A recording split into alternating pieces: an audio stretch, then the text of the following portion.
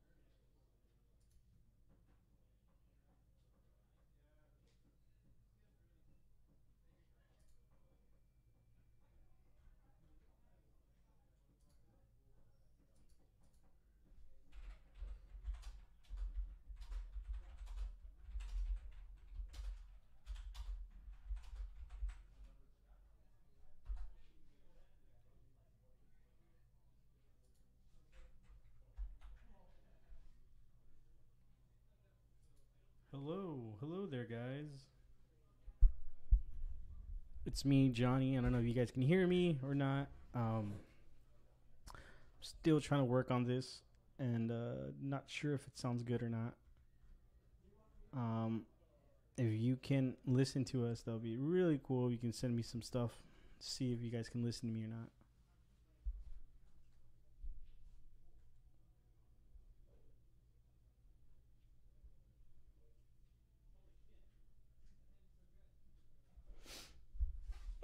We have Panza versus a.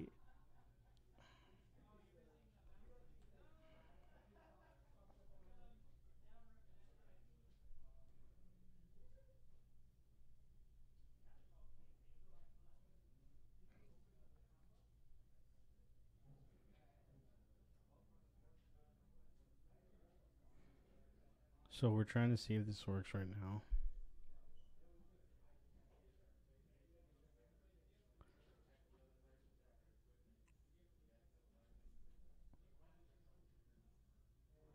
Hello there.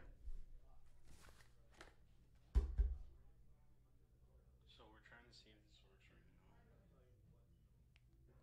Hello there. How's everyone doing tonight?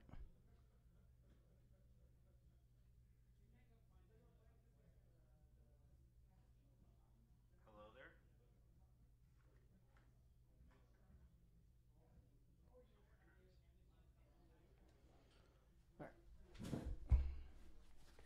All right, guys, we are actually on, and everything is working pretty good. So, what's up, everybody?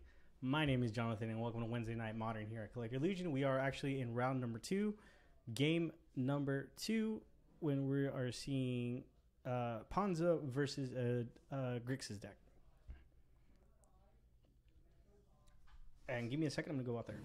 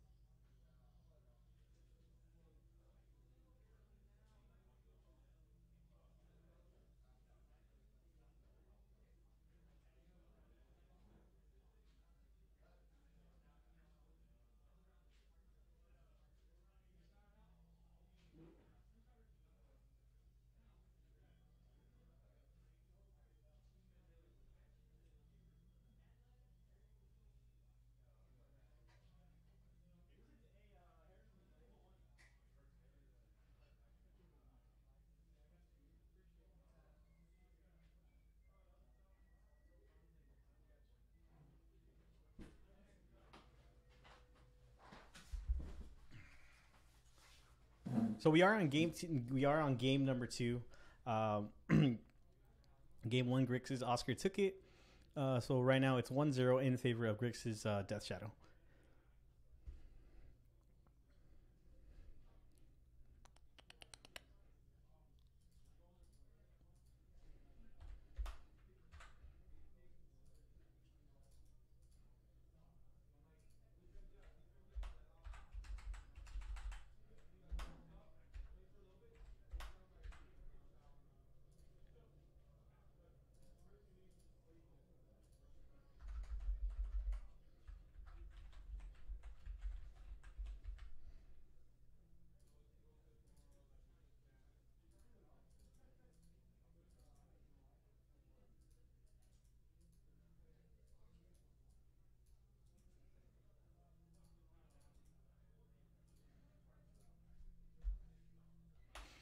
Thank you guys for sticking around while we fixed everything. Everything is up to date now. Everything sounds pretty good on our end. So yeah, we have Ponza versus Grix's Death Shadow. We have the right side. We have Kyle Mounts. Took second place at the Grand Prix, I think. He's over here playing Ponza, and his opponent is none other than Mr. Omar, I think. Just Mar. I'm gonna call him Mar, just so people know. Sit down. Give me a space to sit, and I will. You can sit on my lap. Oh, baby girl. All right. What's up, guys? All right. So I have Kyle here. Hi, friends. How we doing? I'm pretty good, dude. How about you? I hate the sound of my voice, but other than that, I'm doing good. You sound like a Shut the fuck Pierce Brosnan. Shut the I don't even know how to say his name. Shut the fuck. Anyway. Make me. All right, it looks like we got something interesting going on here. We apologize right now for the sort of technical issues this evening. Yeah. It sounds like the stream was having a little bit of trouble getting up and running, but we are here now. We are in round 2, and it looks like we're in game 2 with Death Shadow versus Ponza. Baby girl. Mm-hmm. He has a Tassiger on. This is what we need to watch, though. Yeah, I know.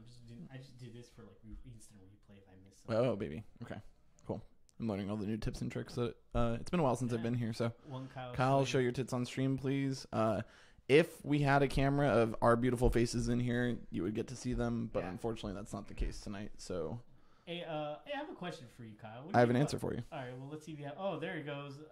Omar beats Kyle Mounts, he takes it 2-0 over Ponza. Guess he couldn't get there. Comes to young Kyle Mounts. Yeah, I mean, Death Shadow's, I guess, still kind of good. People are still trying to make it good, at least. Yeah. I've been on the, the Delve creatures don't seem great nowadays. I feel like they're just better, more powerful decks that are, like, except for like this Hollowed One deck where you're powering out like a Grimag Angler on turn 2. Yeah. Because that's fair. Yeah. I just don't like Delve creatures as much right now. But people still gotta be ready for the Death Shadow. Yeah, Death Shadow still. I feel like it's a good deck. I like it a lot. It's still gonna attack on a bunch of different axes, which you want to do in Modern if you're playing a relatively fair deck. And also puts your opponent on a clock really quick. Yeah, So that's why I like absolutely. it, And like Kyle Mounts actually has to think about his Molten Rains when he's casting them, because you're shutting them off of colors, but also like you're dealing more damage to them. And Ponza doesn't have the greatest clock. They're trying to win with like Inferno Titans and stuff. Yeah, and then also, does the Grixis Death Shadow run any counters, which is just probably Stubborn Denial? Yeah, I think they're just on the Stubborn Denial panel at this point. They just want a 1-mana kind of catch-all counter, and it's pretty easy for them to have a creature that's big enough that Stubborn Denial is a catch-all for what they're looking for. They don't seem to care about creatures as much. Like, I think if your opponent just lands an Inferno Titan, you're kind of just accepting your loss at that point, and you're just trying to do everything you can to keep them off of that. Inferno Titan's a flame card. I like it. It's a very powerful card. Yeah, it's a giant. Standard All-Star, Yeah. for those of you who played back in the day. Right. Hey, Paluzzo, did you play the Tarkus command, dude? All right, so here, me and Vince and Justin and George got in a big argument. It wasn't even a big argument. So here's the thing: me and Justin, we're looking at the zoo deck, the big zoo, right? Which is the Loxodon Smiters, Reliquaries, Nakatos, and Pluto. All right. Anyways, and so we were thinking, and instead of running the Lightning Helix and what's that? I think Paths or Bolts. Sure. We were thinking of running 3 Atarkas Okay. and 3 bolts. Why? Huh? Why? Well, if I'm fine with this plan. I just like you have to explain yourself. Okay, so the whole Bloodbraid elf was, in order to bring in Bloodbraid, you can blow it into a Tarkus amount, or Sure. you can also use it. It's also good. It also gives your creatures reach, so the affinity match will be Sure. pretty cool. And then, just try to race them out and steamroll. Does it race them that much more than Lightning Helix? Like, I feel like it might deal more damage to them quicker, but Lightning Helix kind of puts you on the same clock where you're still gaining that 3 life that adjusts the clock accordingly as well. Mm-hmm. And Lightning Helix can hit dudes, which is kind of important when you just want to keep your the way clear with all of these guys that you're bashing in with. Yeah. All right. No, I just wanted to see your opinion on it. So I think there are merits to it where it could be valuable. Like, yeah, there's the sickness of your, turn 1 noble or whatever if you're playing any sort of ramp effects for your Bloodbraid elf. Yeah. And like you have this sick curve, and then you go like Bloodbraid into a Tarkus command. The 2 issues that I have with the Tarkus command is 1, you do not get the +1/+1 pump on your Bloodbraid elf. Correct. You're right. Because it is not in play yet. And 2, it's kind of like when you're in that like Bloodbraid, like you're trying to get back in the game, and normally when you see Bloodbraid, when you're both in like top deck mode or whatever, Bloodbraid can play you ahead because like in Jund, you're Bloodbraiding into a Goyf or something like that, and if you just Bloodbraid into a Tarkus command, that feels really bad. Yeah, that makes sense. Okay, you got me there. Vince, are you pro or anti a Tarkus command here? I think he's anti. He was telling us about the Lightning Helix mostly. I mean, Lightning Helix just is so good against so many matchups, like Burn, which is an all-out race at that point, and I feel like they might be more consistently a turn or 2 faster than you. What do you think about like? I want to take out the Renegade Ralliers. I want to take out the Renegade Ralliers. Renegade Valier, like, I'm torn with that card because on one hand, it does the dumbest things where you're just like, you're fetching and like ramping into your Bloodbraid elves or whatever, or getting back like your voice resurgence that they somehow like found a way to deal with, or your noble, or is that deck playing Tarmogoyf? No. Well, some people play it. It's Tarmogoyf. I mean, it's huge. Yeah, but the one we saw was 3 Loxodons, 3 Knight of the Reliquaries, 2 Thalias, 3 Voices, 4. So it has tons of targets still, Yeah, but I don't know. Like, I was thinking instead of Renegades, I want to throw in, or maybe run 1 Renegade and 2 Rabble Masters. see, I'm a big fan of the Rabble Master plan, but like, Rabble Master's not as aggressive as some of the other cards you could be playing.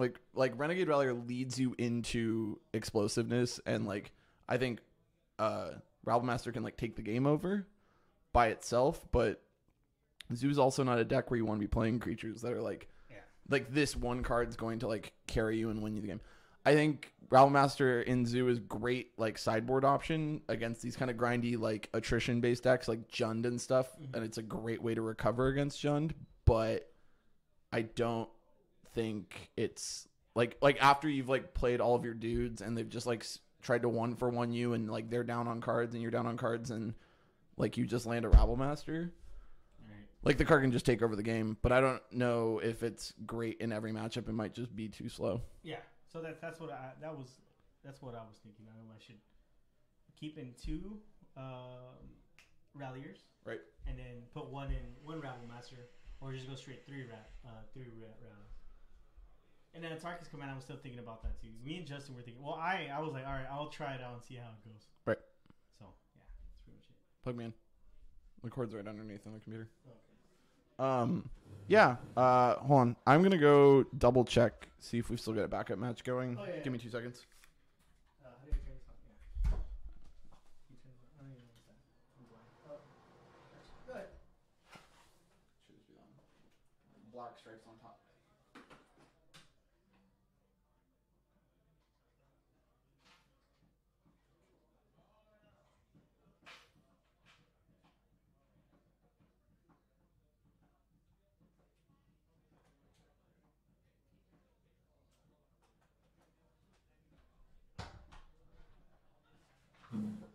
So yeah, we do have a game number 2. We have Benji's company deck against I'm gonna say a Burn deck.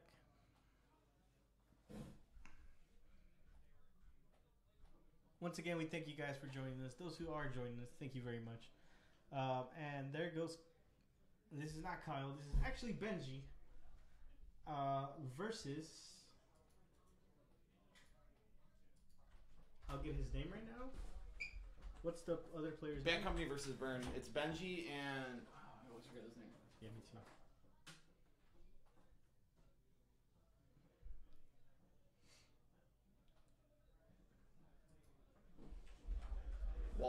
Walter.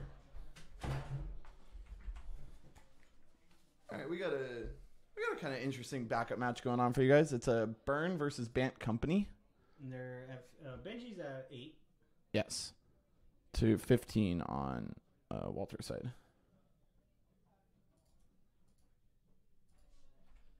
He goes to 7, I guess, or 8. Unless he ate something right now. I think he's trying to eat some stuff. He's gonna 3. 3 mana for Courser Grievix. That's gonna help just kind of with this incremental life. He's gonna go down to 6. No, he goes to 8, I think. Oh, now he's going down to 8. Okay. So he's at 8. Yes.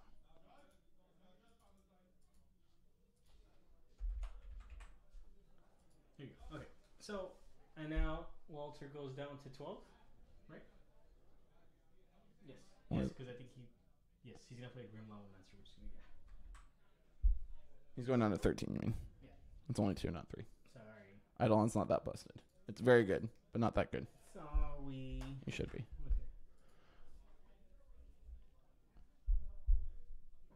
So now, what is All right, Benji's seems like he's doing everything he can to like try and preserve life, fetching for these basics. I don't think the blue is too important in this matchup. Mm-hmm. I don't know how much he's really gonna. He might have even just boarded out his Reflector Mages. I think he's on Bant, correct? He is on Bant. Yeah. Okay. So he's gonna have. But it's still very much green-white based. Like the blue is just for some value creatures and probably some sideboard cards. So I think what Benji needs right here is a collected company. I mean, Collected Company is pretty sweet in the fact that like it doesn't get triggered by Eidolon, Exactly. and he still gets to put 2 dudes on. So that's why I think he really needs that. Unless he runs core too. I'm not sure if he runs core or not. Vince, this has always been a not safe for work stream. Yeah. We're working on it, I'd sort rather of. hit a noble than Tarka. Yeah. Makes sense. Yeah, because then your Bloodbraid Elf gets to swing for 4. Yeah.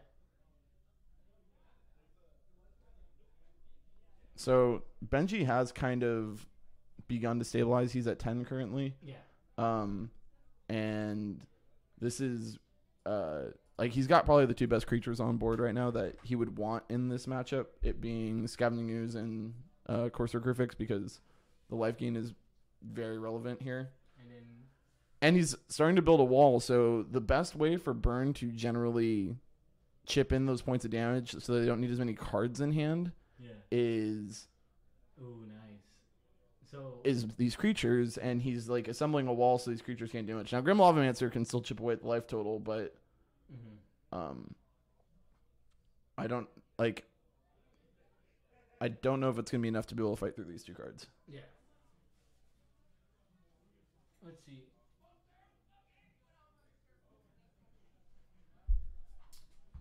So does Benji go down to? He goes up to 10, right, or 11? Benji's going down to 9.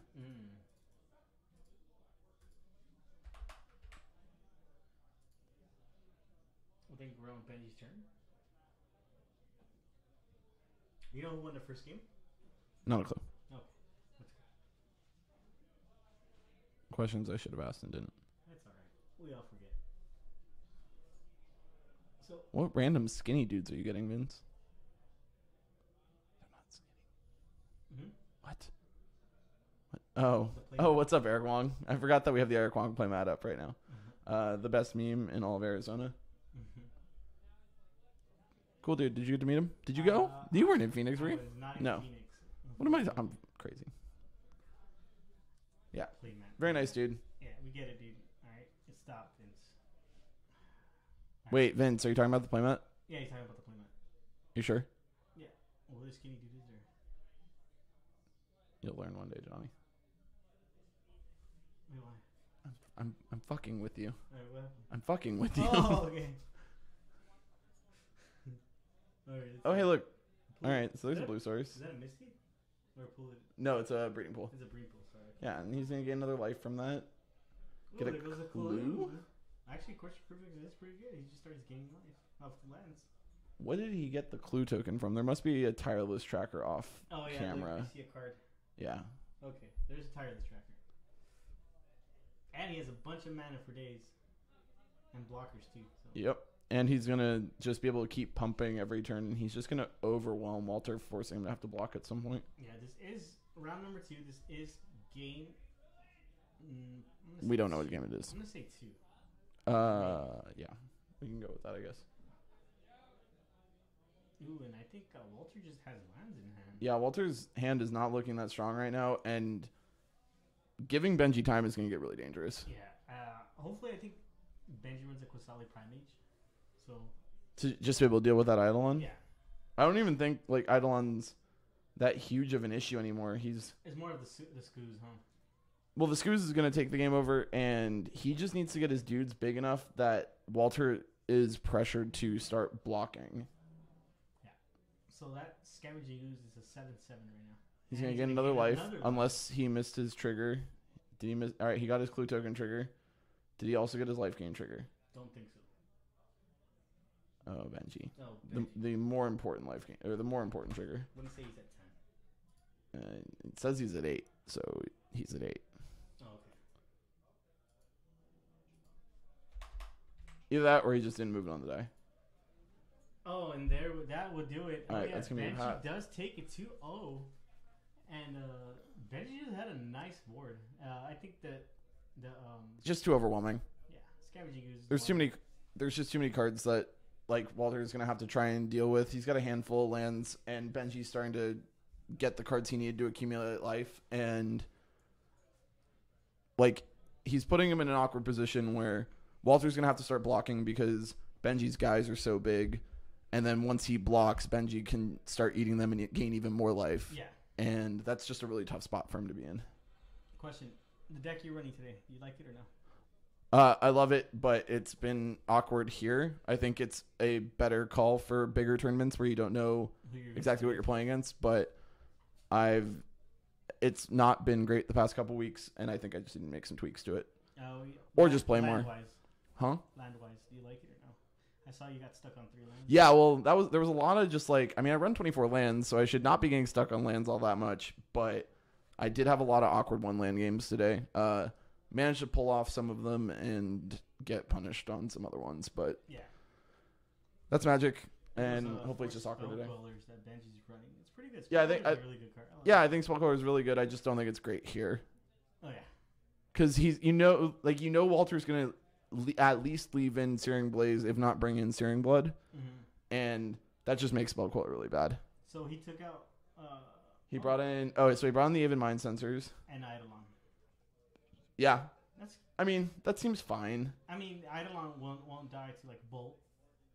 Walter probably brought in the Worship thinking he's running white, so he's either running Leyline of Sanctity or he's running Worship, which is a smart call. Nice. In fact, I'm a little surprised that Benji's not running a Worship, but it seemed okay this time. I think knowing Benji, he just has like a toolbox. Knowing Benji, he just grabbed whatever was in his binder and just put it together and didn't even think about better cards that could be on there. But yeah, so you were not at the 1K. You were, but you showed up late. I did. Any interesting deck you saw there? No, it all looked like decks that I hate. Oh, okay, sounds about right. And then Carlo's sweet, cruel control deck that I'm obsessed with. So how does his control deck work? He tries to just like stall as long as he can until he can cast a 7-mana Lava Axe plus everything else. Wow. Like he just wants to land a spell that is one of those spells that once you land it, if you pretty much take over the game, and if that didn't take the game over, he has Snapcaster to do it again. Yeah. So I played Counter's Company, and I liked the deck. It was good, but some matches where I could have just gone back and like, all right, I shouldn't have done that. I shouldn't have not have done that. My first match was against Ad Nauseam, which I knew for a fact I should have just countered something there. Right. But it is what it is. Was that good? Keep talking. Okay, sorry. I'm right here. I'm listening. Hey, dude, get your hand out of there. Stop. You liked it. No, I know. And hey, did Benji take the mat? Yeah. I'm gonna go yell at him. And yeah, so it was my first match against Counters Company. Did not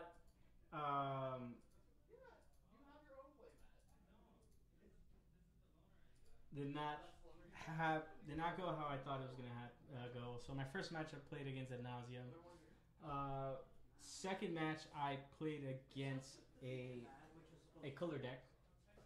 Then my third match I ended up playing against a I forgot what I played in my third match. Point is, there are some games where I know I could have won, and I went 2-2-2, 2 wins, 2 losses, and 2 draws.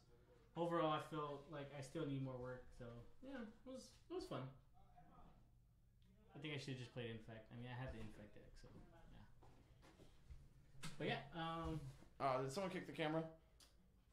most likely. But yeah, we can take a break and then we'll come back. Yeah, we'll take a little break. We'll see you guys in a bit. Yep.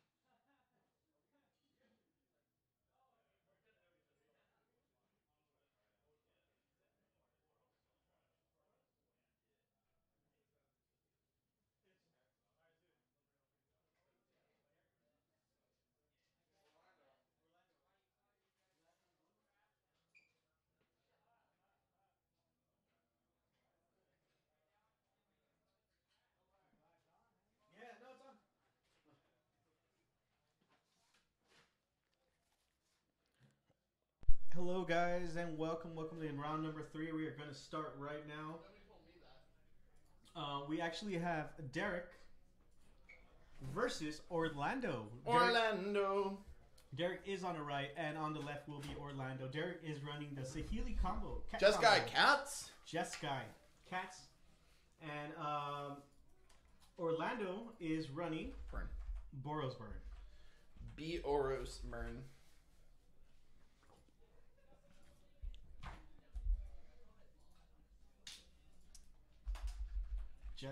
What's Derek, right? D-Rec. DJ D-Rec.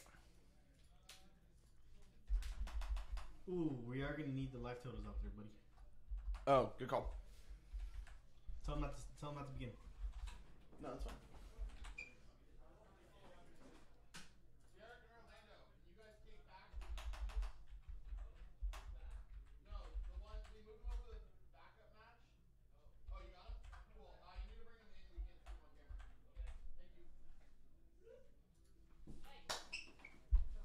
All right. Is the sound good? Yeah, everything's good. You fixed it? Yeah, I fixed it. We are very loud in our own microphones, and that's okay. Whatever. We are here live, and here we go. You're not going on longer. Perfect. What'd you Oh, say? dude, we got a tip. Yeah. Dude, we got 1 penny. That's what that is. Yeah. It's because dude, someone wanted me to show my tits. we've been getting 4 tips a day. I mean, every other time when I'm on, just saying. Dang. Just saying where the tips are coming from. 4 Not from me. pennies? All right, here we go. So, He's so cute. it's Derek. Get rid of this. I don't know how to take it off. I still. You don't know how to take that off? No, easy. please show me. You're such a- Please show me. Please show me. That's why you're here. Oh. Yeah. And Kyle, hang on. I thought you knew how to take Main it. layout. I thought you knew how to Fuck take it off. off. Waiting? Is it the waiting one? Ooh, and this is Nailed why, it. This is why Kyle's here next. Dang. All right, Kyle. Because I'm the actual one who knows computers here. Just Guy Cat. I know computers. Boros Burn. Is that what Orlando plays?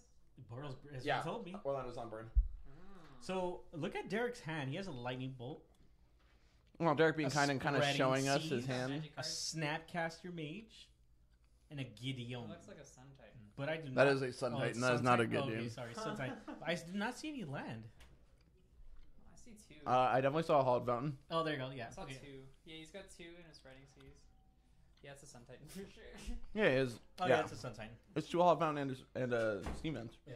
I think this match is gonna be pretty in favor of Derek, maybe. I Or you, think it's going to depend a lot on if Derek can find his lightning helixes, and if it depends partially who's going to play.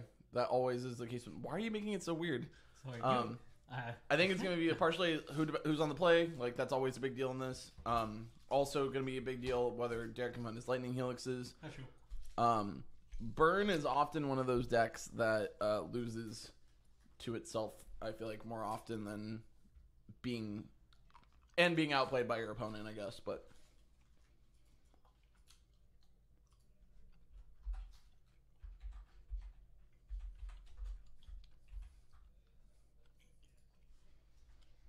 So Kyle DeBardo. I mean, Kyle D. Orlando starting with the Goblin. turn he definitely wants to have. Mm-hmm. Turn on Goblin Guide is always pretty good. Did he reveal a line or no? It does not look like he did. Mm-mm.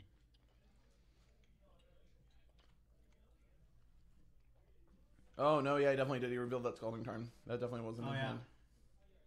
No, unless he drew it because he did go second, so we don't know. No, because he drew Path off the Right, top, right. and he had 9 cards in hand. All right. Yeah, So Derek right now is contemplating. Oh wait, no. Does he have? Yeah, he has 8 cards in hand currently. So I think Derek has to discard. he's currently at 18 cards. Yes, and he's about to go down to 14. Oh, So we're gonna get one Goblin Guide trigger. 14. Goblin Guide trigger seemingly is going to miss. He's just gonna reveal it twice. Should Yeah. you bolt him or no?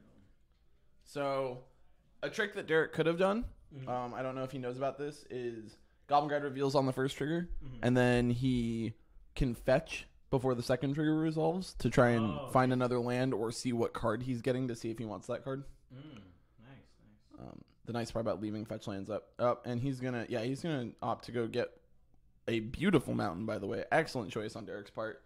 and he's Yeah, going to 13. bolt one of these Goblin Guides. He needs to just try and mitigate as much damage as he can right now. He's not going to go to 13. He's actually just going to go to 15. Correct. Gotcha. What land is that from? I think it's Mirage. Hmm. Mirage is known for their Oh, he has Beautiful. 2 Saheeli's in hand. 2 of them. Yeah, look. I mean, that's when things can get pretty gross. I think I saw 2. Yeah, 2. He's going to play that Hollow Fountain probably pass. I mean, Derek does have path in hand, so. Yeah, he's just debating on whether he wants to shock it or not. So he's going to shock and go down to 13. You say Healy combo. Bring it up right now. Well, and there's a couple ways to combo off, but Sealy also, he just runs in this deck as a great value card. All right, Goblin Guide's going to swing. He's going to reveal Celestial Colonnade off the top, and I believe Derek is now going to fire that path off. Mm-hmm. I feel like Derek is also banking that Spreading Seas, waiting for Orlando to actually go and get one of his white lands,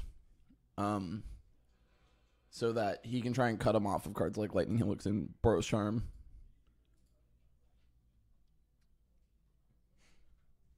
I'm really trying. Oh, it's really good. You're not going to be able to find it on MTG Top 8. What's Just called? Google, or you can search here. You can search Saheeli. I wouldn't even type in Jessica. I just search Saheeli. Most of the Saheeli decks nowadays are 4-color. How you supposed to Healy?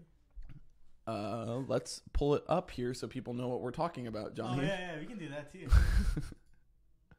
Let's see. TCG player. What's the Healy? Shh, don't tell them all of our secrets. Oh, what? No. We use this database called TCG Player to find all of our cards.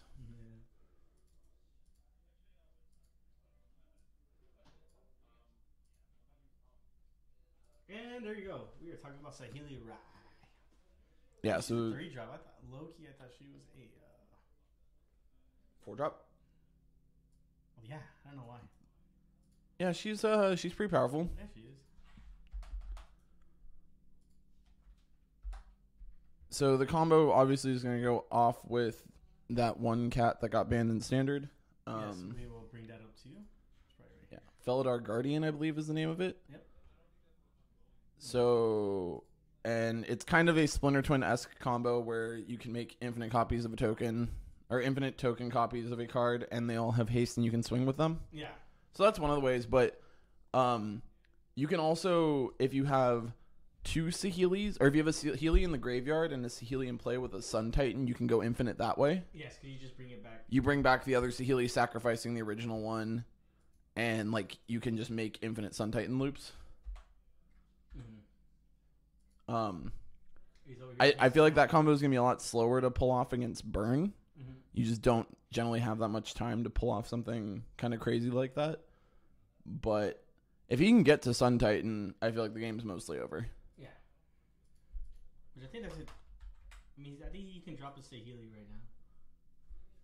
Can he? Yeah. Blue means good, and it's no longer blue. It's a BOS.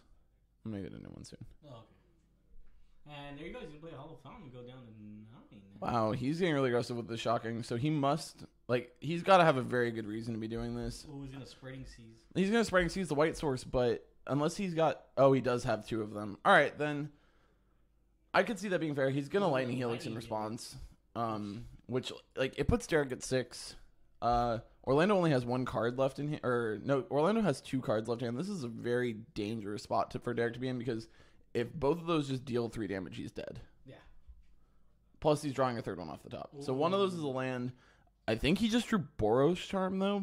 Yeah. I don't know how many white sources Orlando runs, Ooh, but there's a Searing Blaze taking out the Snapcaster Mage. That's going to put Derek down to 3. And if there's another Sacred Foundry in this deck, I believe Orlando just has this game. Yeah. Yeah. Derek being a little aggressive with the trying to cut him off of white. Yeah, I think if he does find the sacred foundry here, I think he should just do it now and end it. Yeah, no, he definitely can. I don't think he'd be fetching right now if Yeah. he here, didn't have that option. Yeah, he got Yeah, so he's just going to reveal Boros Charm. You know, Derek trying to force him to, like, burn his white spells. And I could see Derek not expecting him to have land number 6. That's not something that Burn is usually trying to do. Mm-hmm. But if he doesn't have land number 6, he is probably just drawing another burn spell that kills him. So I think that was a slightly risky play, but I can see why he wanted to do it. He just wanted to make sure that he didn't have the colors. But I don't think he needed to do it right there. No, I mean because he just dropped himself a lot. He could have left up like seeing he had counter magic or not. All right, so looking at Derek's sideboard. Supreme Verdict. I'm not the biggest fan usually of Supreme Verdict. If you're playing the main deck, I'm okay with leaving 1 in. But I don't think this is a matchup that you bring Supreme Verdict in generally. Because if they just have the mono spell hand and you're sitting there on Supreme Verdict, you look silly. Yeah. However, if they have like the Monastery Swift Spear, Monastery Swift Spear, Goblin Guide Eidolon play, you look like a king. So he's taking out. I think he's taking out the lightning helix. I hope he's not taking out lightning helix. He's bringing in 2 more lightning helix. That could be true. Okay. I could see him playing 2 more on the board. Yeah. I'm curious what he's going to take out in this matchup. Like, I wonder if he's going to take out the Sun Titans. I know that it's part of his combo, but it's just such a slower combo. Like, is there a way he can gain life or no? His lightning helixes. That's just about it, but no combo.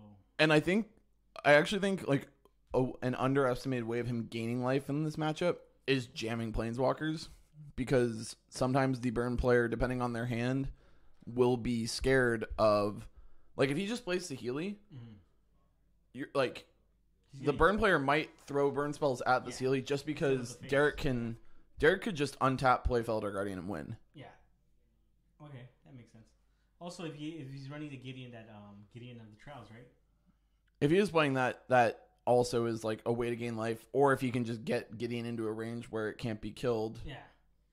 Let's put up Gideon. Let's see Gideon. Gideon of the Trials? Is it? Yeah. That card's pretty strong.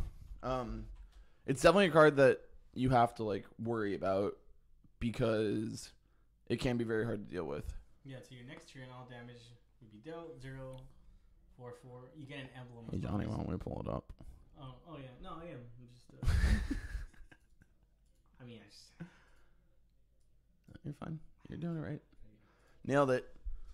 Gideon of the Trials +1 till your next turn. Prevent all damage target permanent would deal 0 until the end of turn. Gideon of the Trials becomes a 4/4 human creature with indestructible with still planeswalker.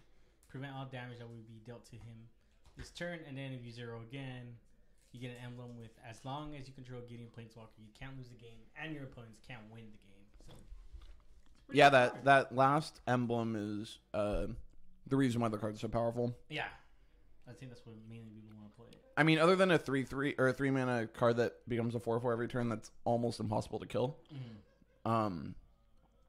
That emblem is a big deal. 7. I feel like with this Jeskai cat, you kind of get. Do you get screwed with lands? Derek's pretty screwed right now. He only has a Desolate Lighthouse. He's gonna have to ship it back. Not Derek, generally the position you want to be in when you're playing against Bird. I know Derek likes playing this deck a lot. He's like the only deck he likes to play. Yeah, Derek is super stoked on this deck. It's not always the most powerful, but it does get to do some pretty silly things. And I mean, he's 2-0 so far tonight, so he can't really complain. Yeah, that's very true. So you just when the Felidar comes in, you just that's it, right? No, that's it. Yep, that is it, Johnny. You are right. Let's see what Saheeli does. +1 scry. Saheeli deals 1 damage to each opponent. -2. Create a token. It's a copy of target artifact or creature you control. That token gains haste. Oh, nice. So this combo was banned in Kaladesh in standard because it's just too powerful. Was the cat combo was banned in Standard. in standard, right? Yes, and still is. Still is. What happens if they bring it back? You think if they bring it back, it'll still be broken, or What do you mean? if they bring it back, if they unban In it? Standard? Yeah. I mean, yeah, I think it's still too good. Yeah. It's just I don't think Wizards cares too much about infinite combos. I think it cares about Derek? them as much. Like in Standard, you only have so many decks you can play. It's not like Modern where there's so many vast majority of ways that you can deal with things. Yeah, Derek's in trouble here. He's gonna mold down to 5. 5. Yeah, so this is pretty bad for him. Yeah, he only had 1 land there, so this can actually get even. Yeah, worse and these for him. 3-color matchups against Burn, your mana already punishes you so much in this matchup because You have to fetch. And you have to fetch and shock and like, he's playing cards like Lightning Helix and he's also trying to play Cryptic Command, so he wants his lands to be able to tap for both blue and red or blue and white. And Orlando might just be able to overwhelm him with this is a good card hand. density. He's gonna keep this. He's gonna get a scry. I think he just has to He's keep gonna at this stick point. that on the top, I think. I think if it has lands and spells, he's just got to keep at this point. And that hand has lands and it has spells. Yeah, I think he should start out with a shock and pass. Oh, you're not shocked, just pass. Yeah. He may, because he's playing Opt, be tempted to like leave it untapped. But And here goes. Then he goes start out with a Monastery Swiss Spears. He's still going. all right, so this is. He probably wants to see Goblin Guide because he doesn't want to be drawing his lands. He wants Goblin Guide to be revealing them. Yeah. But this is Derek is not at 1. Sorry, he's at 19. yes. So that was not as great of a card as he was hoping he would see. He's gonna go ahead and pass. All right, so he's got a Felidar Guardian and he's got a Sphinx's Revelation in hand, and that Sphinx's Revelation, even if it's only for like 2 or 3, I think can really get Derek back in this game. Ooh, he's gonna play another. Ooh, an Eidolon. I mean, as of right now, that card doesn't do anything against anything in Derek's hand. Oh no, he's got that Opt in hand, so he needs to in response. Yeah, he's going to in response to Eidolon cast Opt. Opt a very good card as well. People's been. Is he gonna want to keep that land on top? He might, just because like he needs to hit his land drops, but he's gonna put it on the bottom. So Oh, and he rips Lightning Helix like Wow. a champion. Like a champion. And he's gonna take another one. He's gonna go down to 18.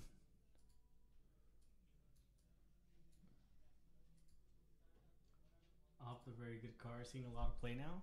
So I had to get reprint so people can actually play it. Yeah, and then the foil invasion one shop's like Oh. $25 or whatever. It was insane. Have So you- Derek is both making his land drops, and he found that Lightning Helix, which is going to be super crucial dealing with this Eidolon. He's only going to net 1 life Yeah. off of killing the Eidolon, but it's still a huge deal here. Did you see the Opt? The promo Opt? There's a promo coming out? I think so. Is it like an F&M promo or something? Yeah. I bet it's gorgeous. Yeah. Wizards has been doing really well with these I F&M think promos it's lately. I think it's enough. I know I saw Landware. I was really happy about that one. Yay, you can hear me. He can't hear you. I can't hear Johnny. Oh, sorry. Or am I just overpowering I him, think you're Chris? just overpowering me. Hold on. I am very, very close to the microphone. Hello? I'm Can you trying hear to me now. Oh, Johnny. Oh, can yeah, I you hear very- myself now. Oh, Okay. oh, Johnny. I have a bad voice. Your voice is beautiful. Don't let anybody tell you differently.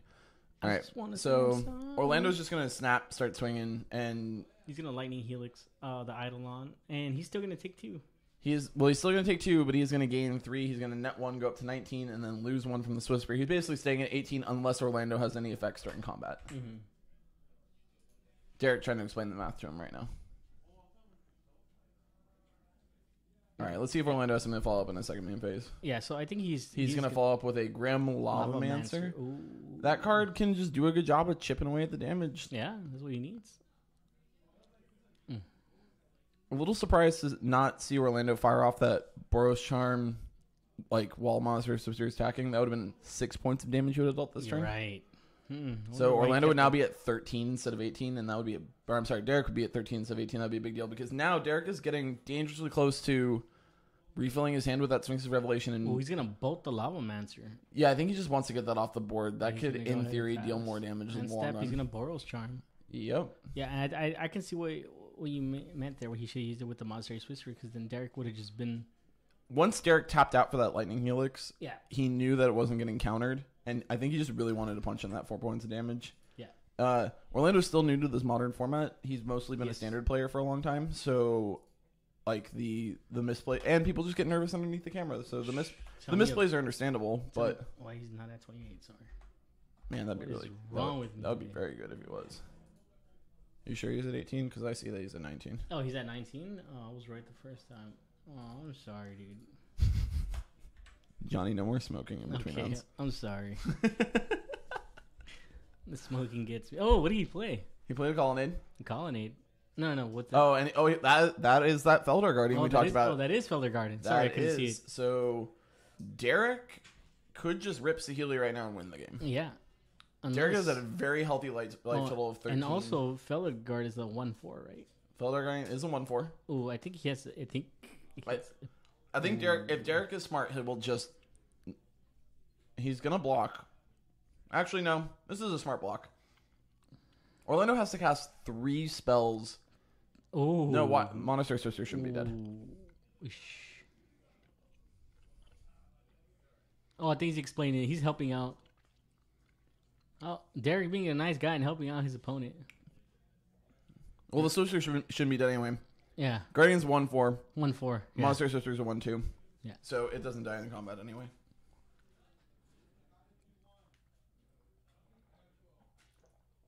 Oh, Derek found that last land. I think this is now where you get comfortable enough to just fire off the Sphinx's Revelation. It's the Sphinx's last card in Revelation. hand. Draw 3 cards, negate a lightning bolt. Is Derek at 13? Derek is at 13. You need a bigger monitor. You're a bigger monitor. I got you, bitch. Dun, dun, dun. Derek's gonna go and find. Let's see. Is he gonna find mountain or is he gonna find island? He's gonna go for polluted delta. He's No, gonna he's fetch not. for a delta. Kidding. That's a power. That's a no.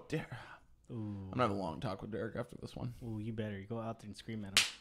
Exact. What was that? I Did you was snap your ankle? I was, Sorry. I was masturbating. Oh, okay.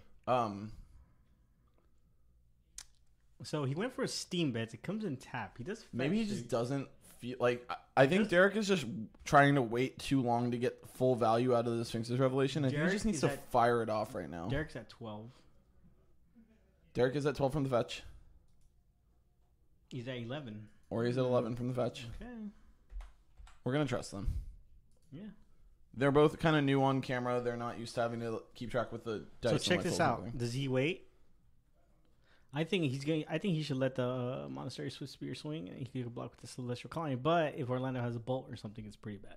I think he just takes one, Revelation, makes huh? Orlando make a move, and then rev in response. Yeah. And Holophon came in tap. Because Derek's at a healthy enough life total where even if Orlando has Skullcrack, he can still just draw into enough to still overpower him in this What does game. Orlando have in hand? He has 2 Shard Volleys and a land, it looks like. Ooh, what's Shard Glaze? Shard Volley? Oh, Shard Volley, got you. I thought you said Shard Glaze. Shard Volley is 1 red and sacrifice a land when you cast it to deal 3 damage to target creature or Ooh, player. That's really good. It's just more bolt effects, and you just want to overload your deck with bolt effects in this deck. Yeah.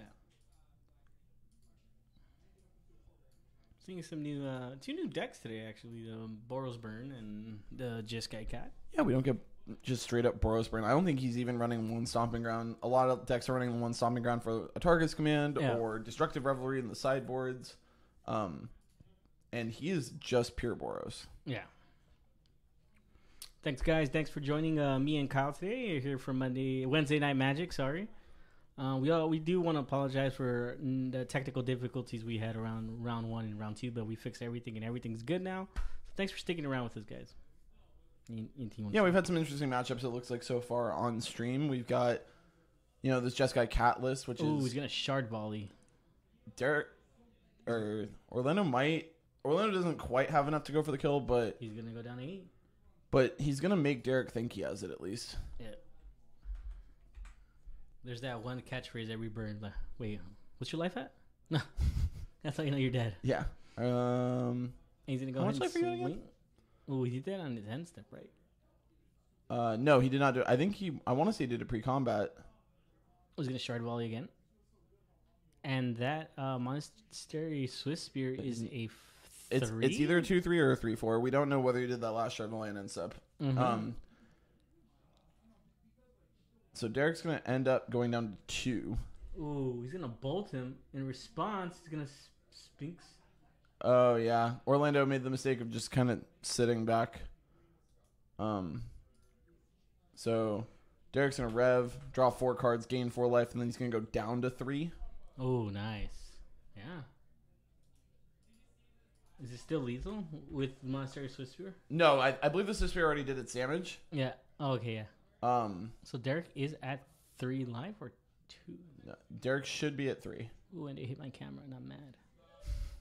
Yeah, they really need to chill out. on Ooh, the camera. Derek has a Cryptic Command in hand. He does, but does he have a way to deal with the Swift Sphere? I have no And those idea. fetch lands are becoming Well- almost null and void at this point. Well, he can also bounce back to Cryptic Command. Sure, but then look at like his hand is just full of lands right now. Is that Yeah. a Snapcaster Mage I see in hand? No, it's that's a Spreading Seas. Yeah. He can Yeah, Spreading Spreading Seas Seas. does almost nothing right now. I mean, he can Spreading Seas the land, but I mean, like you said, it does Just to nothing. like dig deeper, Yeah. but it's not gonna help. Oh, those are 2 Saheelis. Those are not lands. He could just jam Saheeli plus get a Scry and then leave up Cryptic Command. deal 1 damage, create a token. and- But Cryptic Command's awkward here. So it depends on what Derek's life total actually is. I believe Derek is at 3. He can afford to play Saheeli, have Monastery Sorcerer swing, Mhm. force him to cast a burn spell, counter that burn spell. and now he's gonna and go with the balance Monster Sorcerer. Saheeli. Yeah, he needs to play. I think he just needs to play Saheeli. I think he wants to get that Scry. He wants to know if he wants to draw that card off of Cryptic Command or not. Yeah. Oh, smart play. Does he scry? Let's see if he scries. I hope he scries. I hope we get to see a Scry. Or Scry for me, Derek. Scry. or does he Cryptic Command? Yeah, Ooh, he's gonna scry. He's gonna get a Scry. Ooh, it's a Celestial Colonnade. It's just not good enough right now. No. Not at all. You think he rips the Fellow Guard next turn? That would be the hotness. Yeah. I'm down to see some We cats. are intense right now. Oh, Oh, another Swifter is really strong. he could bounce both. No, you Before can't combat. bounce. He can tap yeah, him down. only He is- can't yeah. bounce both. The other Only- option here is counter the first Swifter, tap the other one, Mm-hmm. or he can just fog this turn and draw. Yeah. But that leaves him open to a dead bolt. Derek's in a really precarious situation here. Well, Well, actually, Orlando just drew that Monastery Swift Spear. Right. So he probably has a land in hand. Or he probably has a bolt that he's just... If he could just sit on bolt. Derek If letting Derek them go to responds combat. Before Yeah, combat, Derek. I think Derek is gonna say before combat. He's gonna tap those guys down. He's gonna probably just draw a card. I think he just needs to get deeper and find a way to deal with this. Oh, it's good. So, yeah. I don't think he has anything. Yeah, Derek is living on the edge of his seat at this point. Oh, Lightning Helix. Oh my god, that was such a good draw here. Did he get the Fielder Guard? Did he get the Fielder Guard? Oh, we got a Lightning Bolt. Take care of both of them. Yeah, that's huge. He still doesn't have a whole lot of life to play with, but He can Spreading Seas. he can. Or he's gonna scry. I think he wants to. Again, he wants to do that. He does not need that. So- Spreading. is that He's a- got another Spreading Seas on top, Yeah, and he knows he doesn't need yeah. that. He just needs a way to win the game at this point. Oh, so Um, Derek's actually at 2. Sorry. No, Derek is at 3. Told you. Oh, he's at 3. Okay, gotcha. They just never changed it. So do you think he should play the Lightning Helix? I think you lead on Bolt, see if he'll respond with something, and then Yeah. Helix in response. Or he might just jam the Helix Ooh. now. Oof, but I like the other That's play. a dangerous play though, because Oh, no, he's going to Spreading Seas. no, he doesn't. There's no way he's card. Oh, there we go. He's going to Spreading Seas the white mana. The Inspired Advantage, is it? Inspired, no. I forgot. They're both tapped for white. They're both inspired advantage. Oh, okay. He's gonna draw a card. Ooh, wait, he draw. Oh, so Looks like a Desolate Lighthouse. Yeah.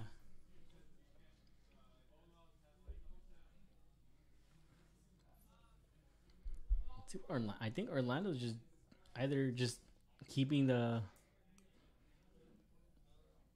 Ooh, not the Lightning Helix yet. I think you should bolt first.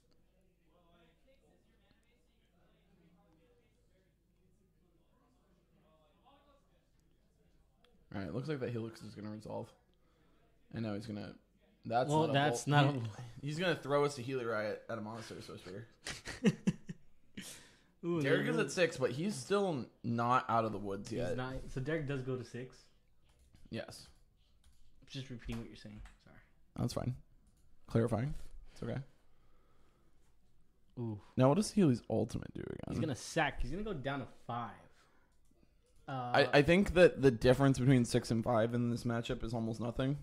So I guess it's the difference between a Goblin Guide killing him versus 2 Lightning Bolts killing him. So Healy's ultimate is search your library for up to 3 artifact cards with different names. Put them out on the battlefield and shuffle your library. Okay, so that's absolutely. I think that's absolutely relevant in this matchup. Yeah. But that's okay. Imagine he runs 3. I'm trying to think of 3 different. Like he could play like Witchbane Orb. Oh baby, Witchbane Orb seems really good in this matchup. Pithing Needle. I don't know. Pithing Needle seems really bad here, but Snaring. No, not Snaring Bridge. I mean, no, Snaring Bridge seems pretty bad. What's that one artifact where it's like you can't lose the match? Is it Platinum Angel? Yeah. Oh my god! If he goes and finds a Witchbane Orb and Platinum Angel, he's like just round of applause. You go. That's too funny. That's funny. We should talk him into playing a mono Platinum Angel just in case you ult with Saheeli. Oh, he's just gonna get in with the Celestial Colonnade beats. That means he's got not a lot going on in hand, it seems like. But he's gonna go down. See, if I was Derek, I'd be animating Colonnade and then copying it with Saheeli. Oh, you can. So you. Oh yes, you can. Yeah. Just do that 2 turns in a row. Like you need to shore this game up. Yes. And the way you're gonna shore this game up is Colonnade. Because you already know you had a Saheeli in hand. Yeah, you're right. Oh, he's got that bolt in hand. That also helps. Like, so what he can do is actually animate both. Like you said, animate the Colonnade, and then make a copy, and then you can bolt him as well. That's not gonna kill him. He still needs 1 more point of damage. No, but I'm just saying. Like, yeah, I mean, Orlando is just sitting on that wooded foothills. Yeah. Oh no, this is lethal. Oh wait, no, it's not because he decided to down or uptick Saheeli. He cannot unfortunately do both. Now he's just gonna sit back, which means he's gotta have some. Maybe he's got that Snapcaster in hand to like snap Rev. Ooh, I think Orlando. He's not hitting land. I wonder what Snapcaster target. He's gonna target Sphinx's Revelation.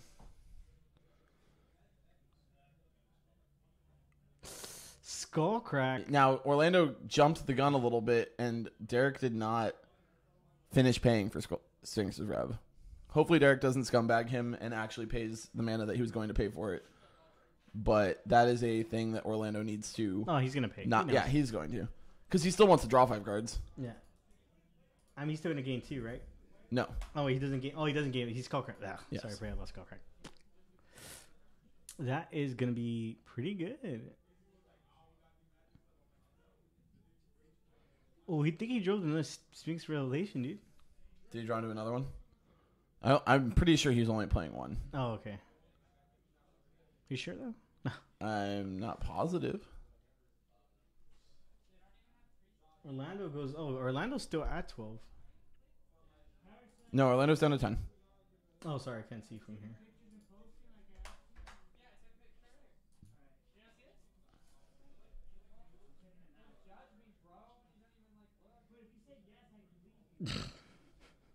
Little argument back there. It's all good. No. Yeah, it happens. And Derek here is looking through his graveyard, trying to see if he can find anything. Oh, he does have a Dire Fleet in hand. The Snapcaster. He's gonna target. Lightning Helix. Gonna gain. Just try and keep gaining some more life. He's gonna go to 5, right?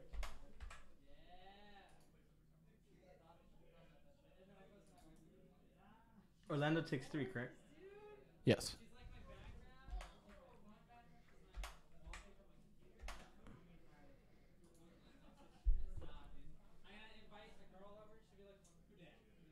You know what he could have done too? What? He could have made a copy of Snapcaster Mage and bring in Lightning Helix again. There's a lot of things that could have happened. Yeah. Just to gain life. I think Derek is at that point where he's overwhelmed with so many options. I think Derek is now firmly in the driver's seat. He's gonna cast the Dire Fleet. He's gonna make him. He's gonna bolt.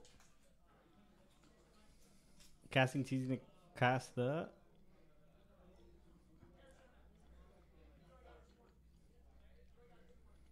This is a pretty interesting match. And we're only in game 2, boys. Yeah.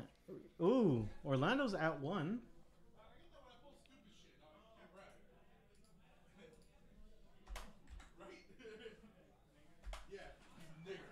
Shut up.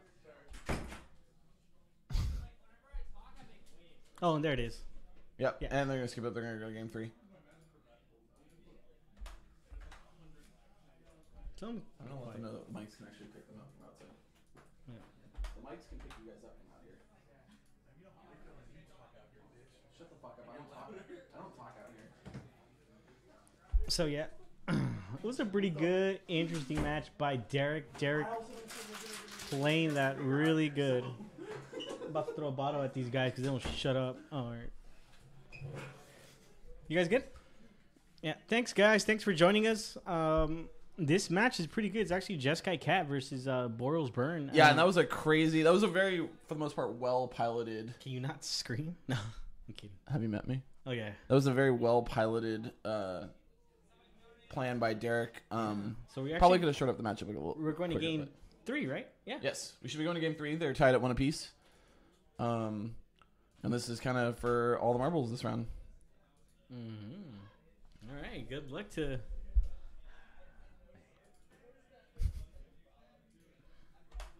Good luck All right. to both. Excuse me. So Orlando being on a play, he can try and rush this as soon as he can. I think this heavily puts Orlando in favor. Yeah. So here we go. Let's see what. I hope, and you know what's funny is that Derek mulled down to 5 that last game. Yeah, he had the Sphinx's Revelation, and he somehow dodged the Skull Crack. Yeah. Sometimes it requires a little bit of skill, sometimes a little bit of luck, sometimes a lot of bit of both. But Derek was able to pull it off. Uh-huh. Hey guys, you guys have any questions for me and Kyle? Feel free to ask. Ooh, that's looks like a good hand for Kyle. He has a Dire Fleet in hand.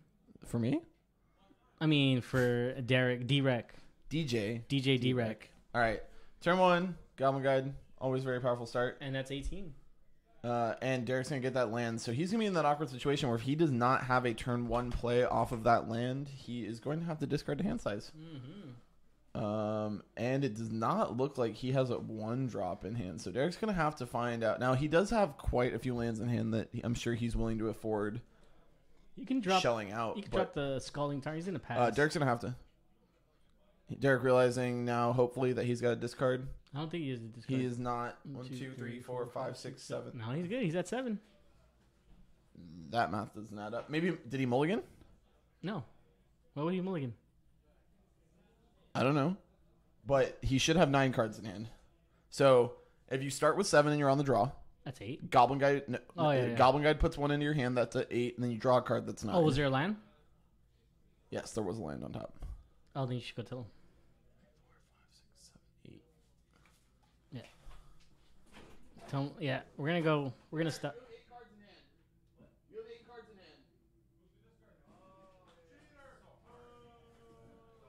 hand. Yeah, we're just gonna tell him that right now. I guess he was not calling, and we caught Derek here.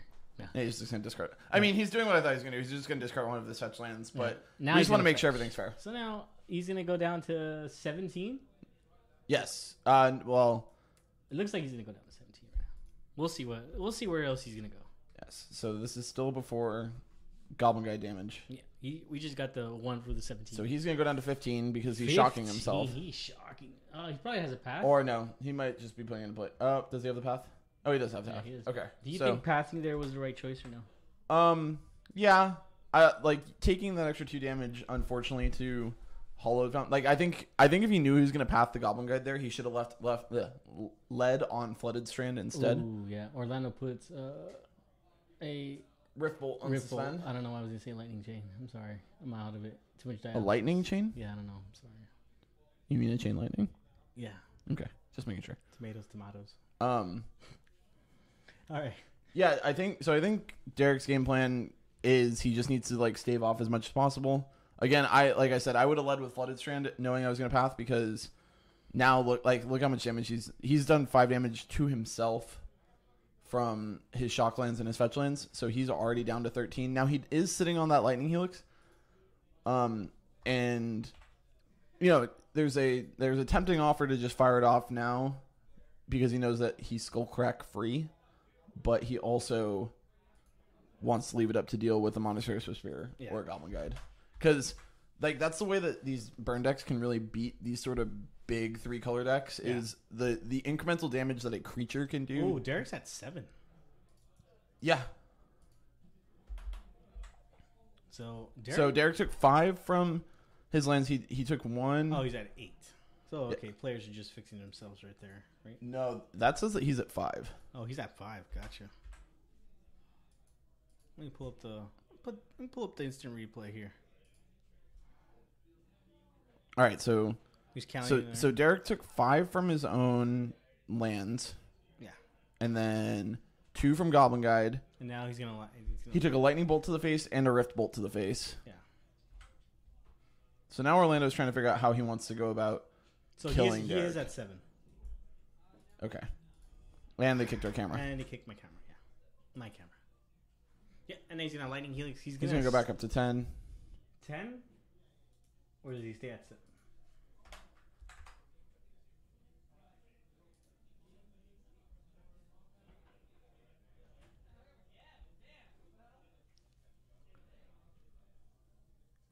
Orlando goes to 16. Orlando goes to 16. 116. That is a lot higher than it probably should be. I know. All right. I wonder if Derek's just trying to dig for He's an op. a second lightning helix here. Possibly. He's in a rough spot. He's at. Is he still at 7 or is he at 10? I think he's at 7. I think Orlando had the skull crack, which is why he's tapped out right now. Although I guess if he had the skull crack, Derek would actually be lower than 7. So Derek's gonna go to 4 on upkeep. Oh, he's at 1. And 1, and That will do it. yeah, Oh, it looks like yeah. Orlando's just got it. All right, and that's gonna be that game. I'm gonna go double check right now for you guys and see if we have that backup match going. And Johnny's gonna tell you guys about stuff while I'm gone. Stuff. So, yeah. Orlando here just really knew what hands to keep, and that's how you got there. It was really cool. I really like this deck by that Derek brought here to Collector Legion with the Jeskai Nahiri Cat combo. Really awesome deck. I think it's really cool. And over here we have the famous KCI versus Elves, Jun Elves. It's George versus Don.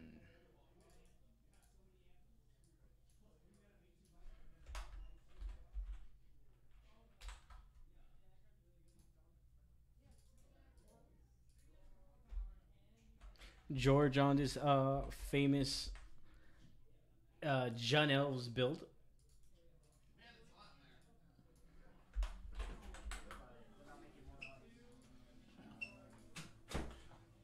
All right, so we got Don going off with his Crack Clan Ironworks deck versus George on Jund Elves.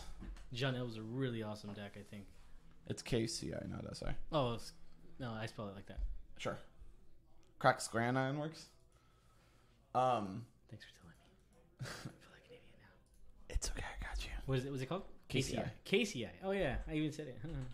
So yeah, Don's kind of just going sorry through the motions of this deck right now. So for the glare. for those of you who don't know how the KCI combo works, so Crackline Ironworks is a 4-mana artifact that says sacrifice an artifact, gain 2 mana, or 2 colorless mana, Crack what? and Crack Clan Crack. Is that what the C or? space clan. C, yes. It's not the KKK. No. Oh, gotcha. KCI, Crack Clan Ironworks. Oh, crack. Space. Clan with a C. No, stop. Alright. So Crackline Ironworks, how this deck works is you're going to loop a bunch of cheap artifacts. Generate a bunch of mana and whip out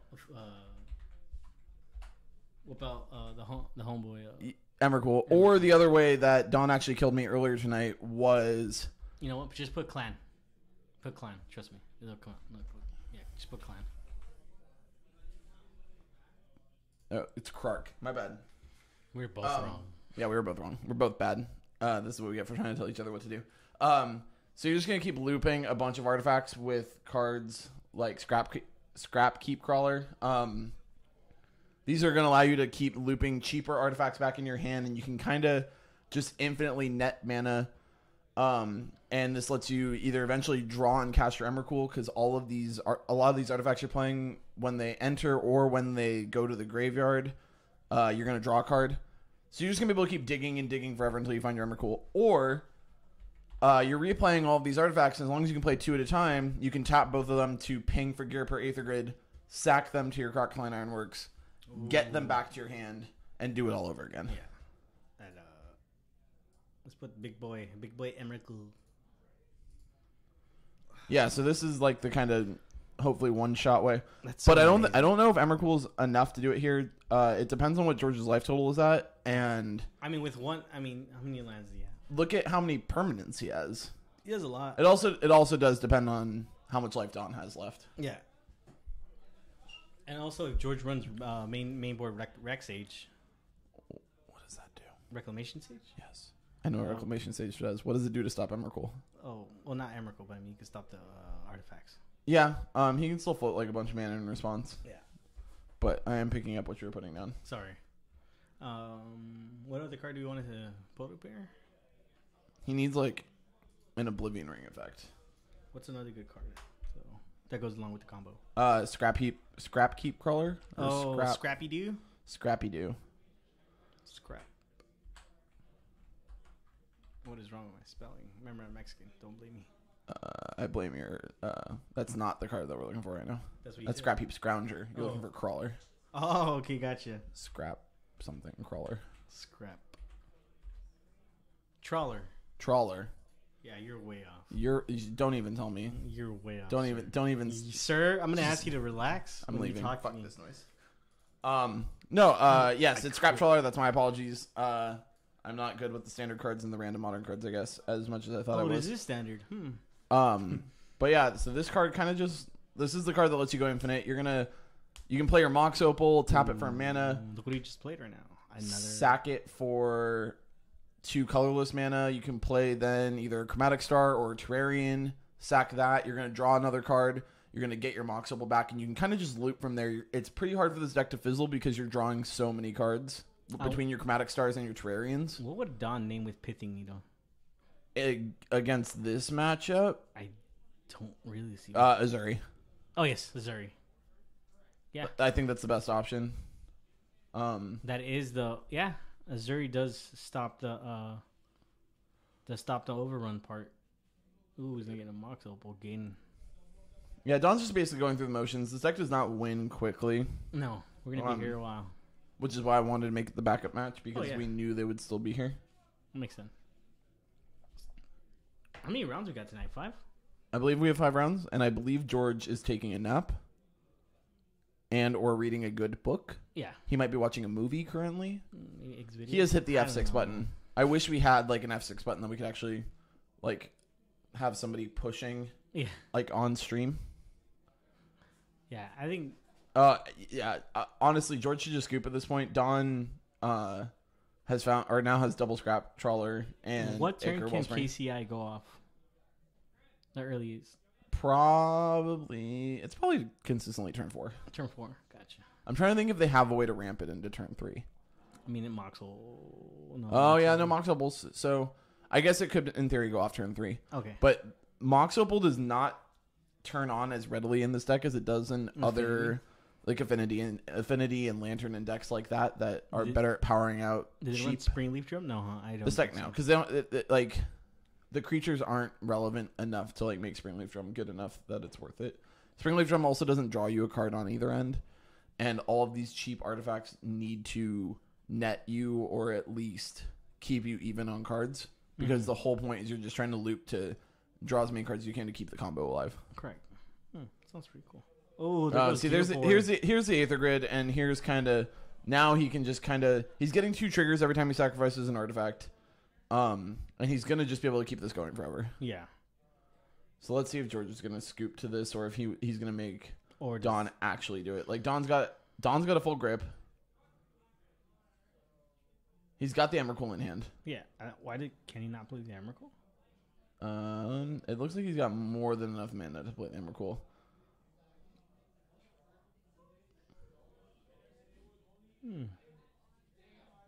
Mox Opal. It's gonna tap it. You should have tapped it to float the mana and then sack it. Did he do that? He did. Okay.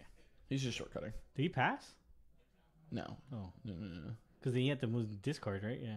And he'd have to discard a lot. Yeah. No, granted, his hand and his graveyard are almost synonymous at this point.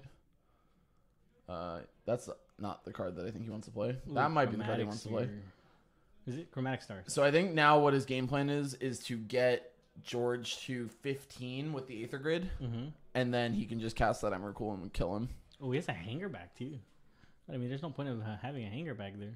Yeah, Hangerback doesn't do a whole lot here at this point. Other than the fact that he can make Hangerback really big and sack it and then be able to get it back and cast it again potentially. But that's more cute than good, I think, at this point. The only way that like playing Hangerback and sacking it at this point, I think, would be meaningful is like when you cast your Emrakul, you sack it win. All right, and that looks like they finally understood. Don's kind of got this locked up. Yeah, and he's got the Emrakul in hand. And I think Don did win. Don did win. That was a hand extension. George Okay. finally accepting his defeat. I think they just called time in the round, and George was like, "I know we're done here, so I'm just going to scoop it up to you." Yeah. So that is the end of round 3. Johnny will be back shortly. I will unfortunately be leaving now, but I will make sure to find a replacement. What? I hope you guys have a good rest of your night. Thank you guys so much for tuning in, or watching the stream with us. Like, we love doing this for you guys, and we hope you guys stick around and you guys come back for later on. We do Standard on Mondays, Modern on Wednesdays, Legacy Thursdays, and F&M on Fridays. We'll switch back and forth between Modern and Standard depending on what people are feeling. Please subscribe or just follow us. Keep up with us. Let us know what you guys want to see, and we can do more content for you guys. We love doing this for you guys. Thank you guys so much. Thank you, guys. We'll be back with round number 4 after these brave messages. Never mind, guys. We are back. Round 4 is starting right now. I'm going to figure out what it is. And I'll let you know Yes, before I go. please let me know. Oh, can you move the camera? Yeah. Thank you.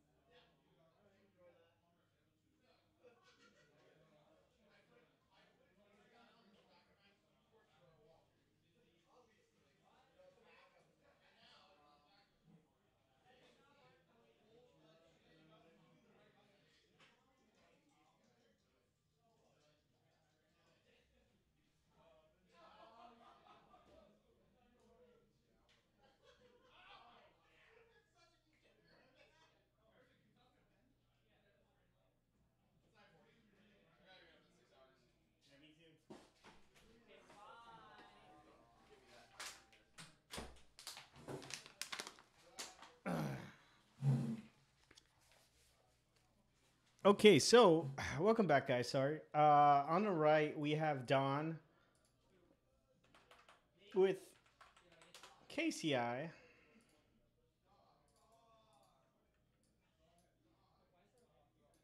against Boros Burn.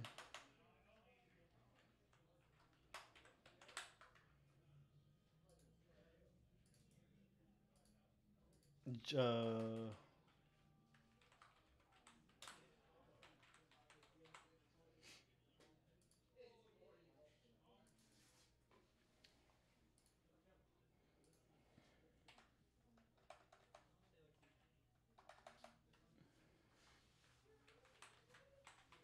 Frankie Boyd running Boros Burn.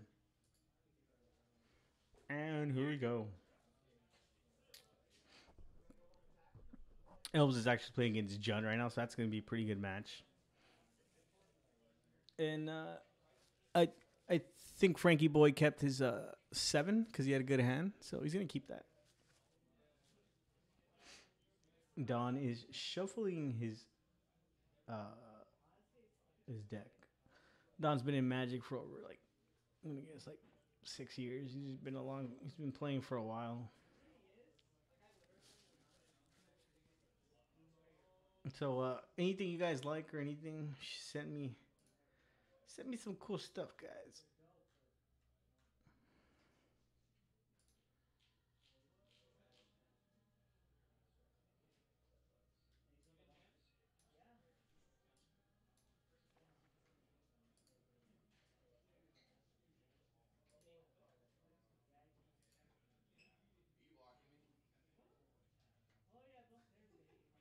Mm-hmm.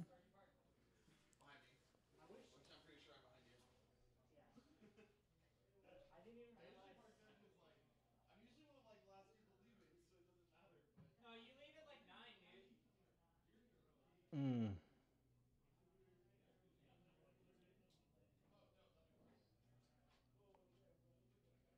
Ooh. I think we are trying to see. There you go. So Don, I guess, had an extra card in his deck main board, which he wasn't supposed to have, and I think he just took it out right now.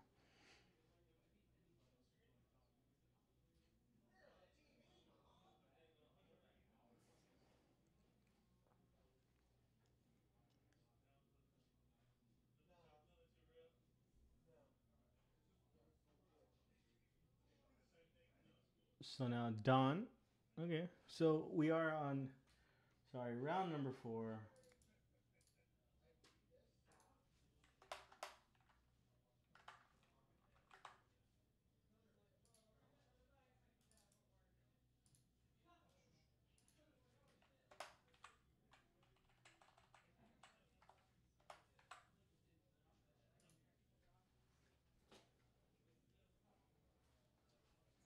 And Frankie Boy starts out with a Sacred Founder. He's gonna go down to 18. What else is he gonna play? We're either gonna see a Goblin Guide or a Monastery Swift Spear. Let's see. And we're gonna see a Goblin Guide. He's gonna go ahead and swing. Chromatic Star is what he reveals. So Frankie Boy and Don are both at 18.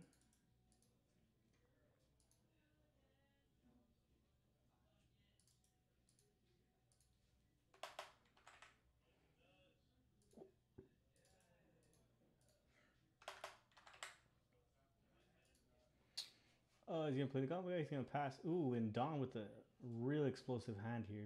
Dark Steel Citadel, Mox Opal, Chromatic Star, and a other artifact. Goes up to Frankie Boy's turn. He's gonna play a Monastery Swift Spear. He's gonna go in for 3. He's gonna put down Don to 15.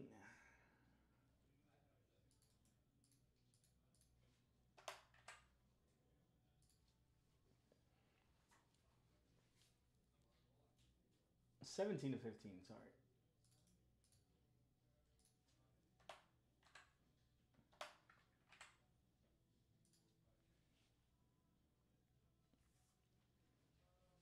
Now Don plays another Dark Steel Citadel. He's gonna play a Pithing Needle, naming. Oh no, sorry, Engineer Explosive. Sorry, 4-1. Yes, Engineer Explosive for 4-1.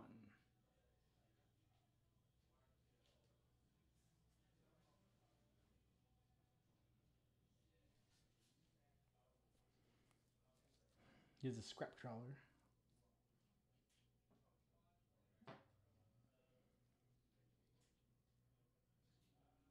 And now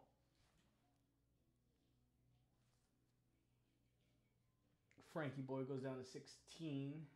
In response, he's going to crack the engineer explosives.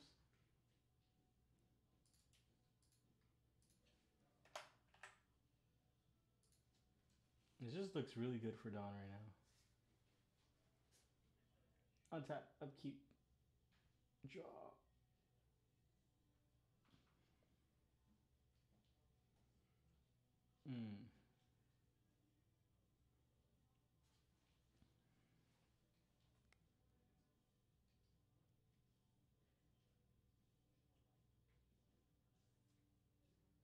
There goes the scrap trawler.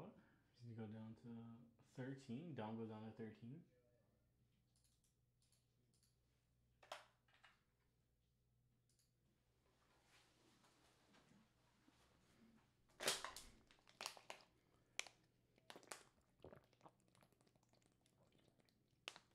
Swings in with the Eidolon.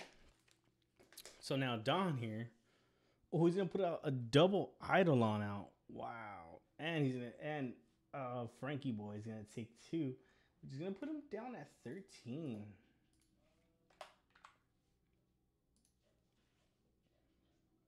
Play the scrap trawler.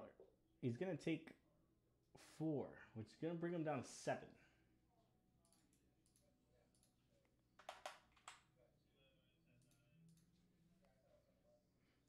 Don, I think, is thinking here. He's going to pass over.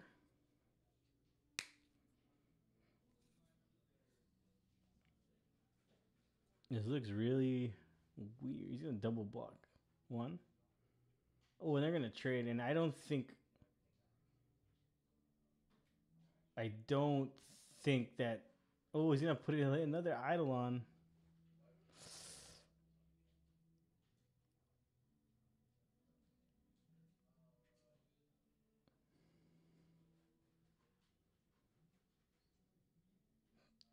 Don plays a Grove of the Burn Willows. Every time he taps Burn of the Grove Willows, his opponent does gain a life. He's going to tap a box hole. And he's going to play Engineering Explosives for 2.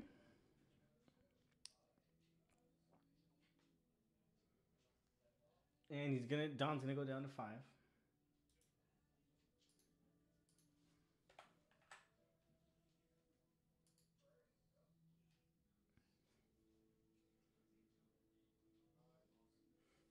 Does Frankie Boy have a double bolt?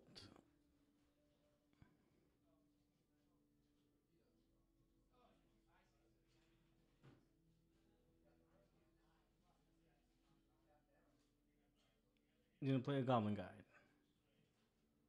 Trigger. And he's going to spike him, which ends going to bring him 5.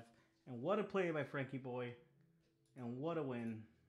A Shard Volley, which is going to put him at... He was at 5, and that was exactly 5 damage. Way to go by Frankie Boy.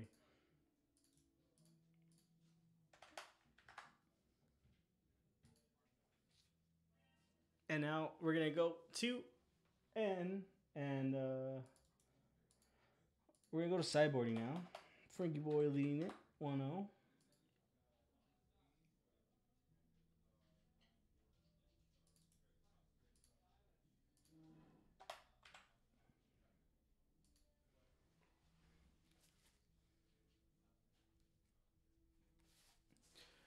Thanks again, guys, for tuning in here at the Wednesday Night Modern here at Collector Legion. We appreciate you guys always joining us and trying to help us out. We do appreciate you guys a lot. We also want you guys to help us out by subscribing to us or just sharing us on your Facebook, Instagram. You know, get this out. You know, we're trying to get more viewers out here just so they can, you know, follow us on our content or anything. Also, if you guys want us to like have like different kinds of tournaments like Pop or EDH or something like that, let us know, and you know, we'll send it up to our back staff to see if you know, we can do it. You know, we'll bring you guys. Also, this Saturday we do have a Legacy Staples event. It's gonna be here at Collector Legion. It starts at 12 in the afternoon, if I'm guessing, and it's for Legacy Staples. There's gonna be some nice lands on the line and some other cards too. So if you are interested, make sure you guys call Collector Legion either today, tomorrow, or Friday. I think we can sign you up for it. First place gets to take whatever he wants. And yeah, Legacy is a pretty big, pretty cool place. I mean, pretty good format, you know, especially if you know the format and everything. We are gonna have Legacy tomorrow night here. It starts at 7 o'clock, so make sure you catch up to it so we can play some Legacy, and hopefully you get to see Miko play because I haven't seen Miko play in a while. I want to see some Legacy. I probably will be here tomorrow with my buddies, so we'll see. I do hope that we get interesting matches and not just a bunch of show and tell decks. Yeah, we'll see though. Right now, we're going to go to game number 2 between Frankie Boy and Don. Don will be on to play. Frankie Boy just played that out really good. Boros Bird. Pretty good deck.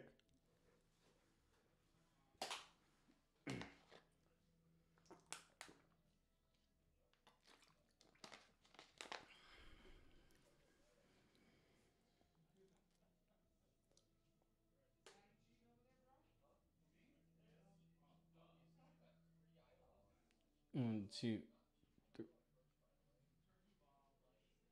6 and 7. Ooh, this is a Pyroclasm with a with an artifact land. Oh, this looks good. This looks really good.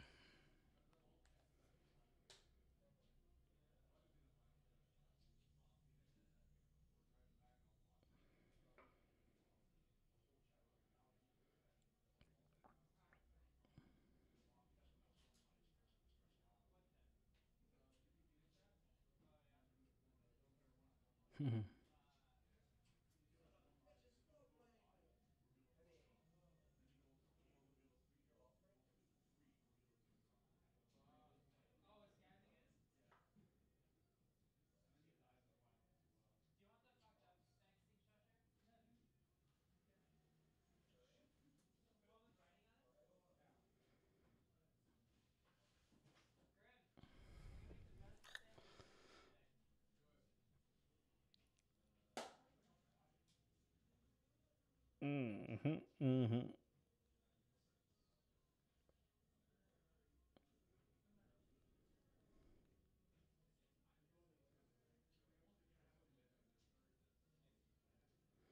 So we're just waiting on this nice opening hand by Don.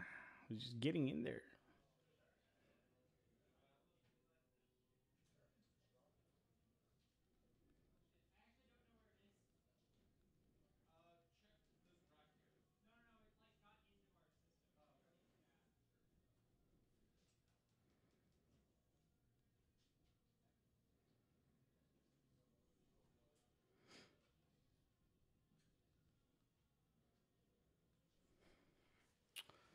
So here we go.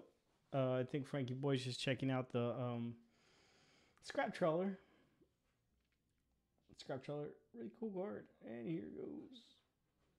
He's gonna Frankie Boy passes over. It's 2020 still. He's gonna play. He's still on 2 lands here. He's still on 2 lands, and just played a Wooded Foothills. If he's gonna crack that or not, he's gonna crack. He's gonna go down to 19.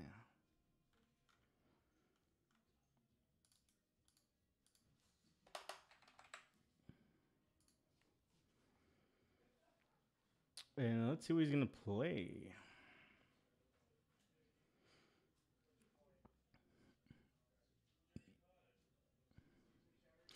Boros Burn, really different from Burn itself. Not running a Stomping Ground, not running some green. And he's gonna go ahead and play a Monastery Swiftspear and a. Oh, he's gonna. I think he's gonna say it's an Ancient Grudge.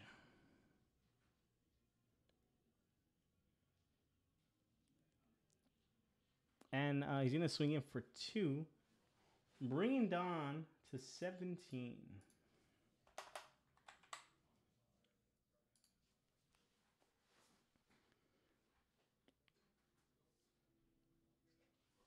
Actually, 15.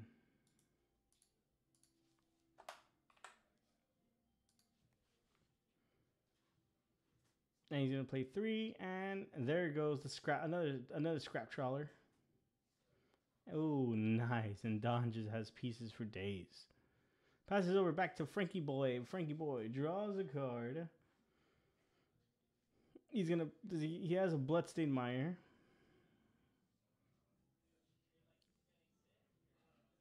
Now, what does he do here?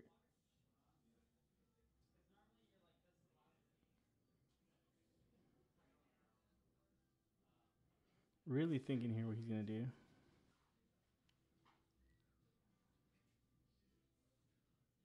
He's gonna Lava Spike. He's gonna go down to 9. He put down Don to 9.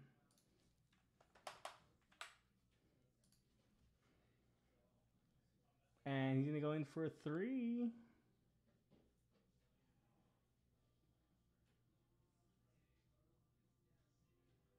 And Don's gonna go ahead and block.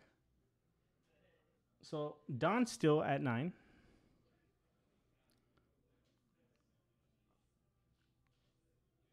And he's gonna go down to 8.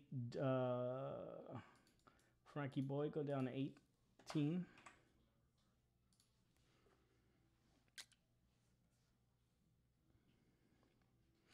One thing cool about these decks is about Boros Burn is that they put you on a clock. And there goes Frankie Boy throwing down Eidolon of the Rhetoric. I mean, Eidolon, sorry, the Great Revel.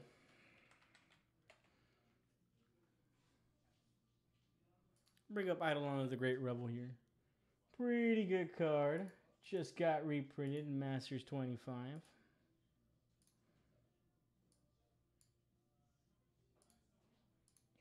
Whenever it's an enchantment creature spirit, double red, double mountain. Whenever a player casts a spell with converted mana cost 3 or less, Eidolon of the Great deals 2 damage to that player. That's 2. So Don goes to 7.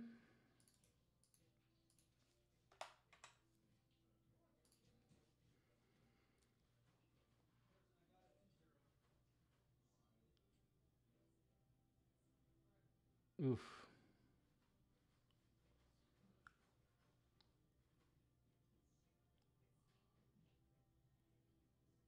Don really thinking here what he should do or not. He should really just he's trying to see if he can combo off, but if he does combo off, does he die? Oh, there he goes.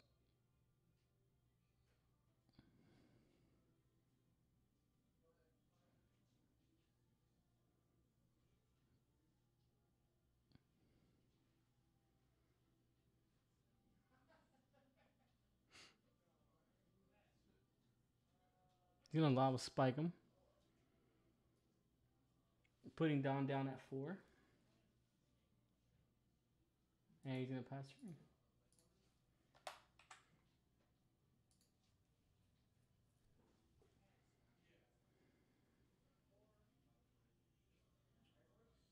Oh, now he's gonna play a Lantern. Not Lantern, sorry.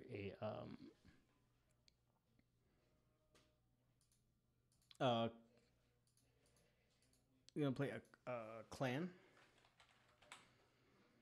Gonna play a Crack Clan Ironworks. Sacrifice an artifact at 2 mana. And I don't know, Don has something here. Oh, Don got rid of the Eidolon actually. Did not see that.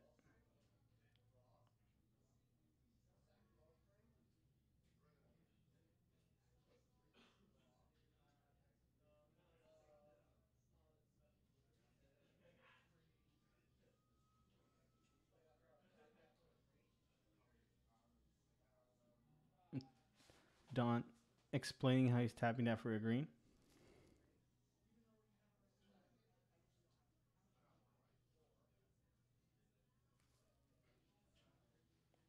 plays another Mox Opal.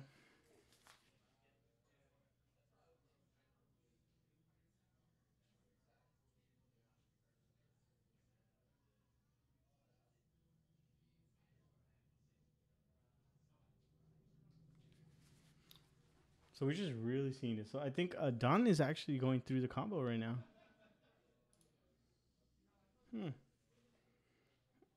Mainly because Frankie Boy doesn't play too much. He's really new to the modern format, which is why he picked up Boros Burn.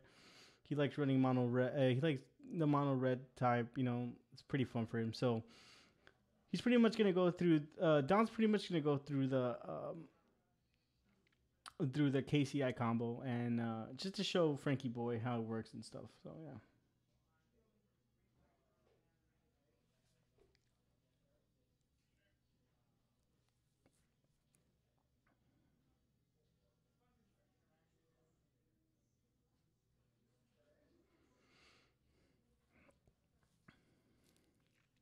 We were just seeing here.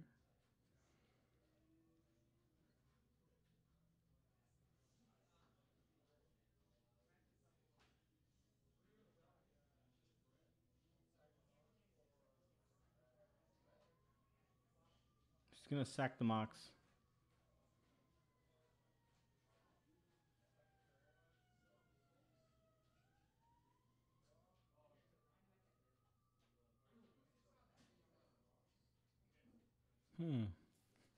In the Mox bag. Tapping the Mox. Flowing a mana. Sacking the Mox Opal. Gaining another mana.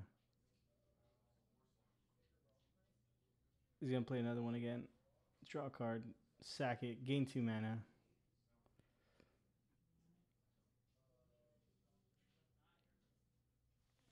So yeah, Don is actually comboing off here.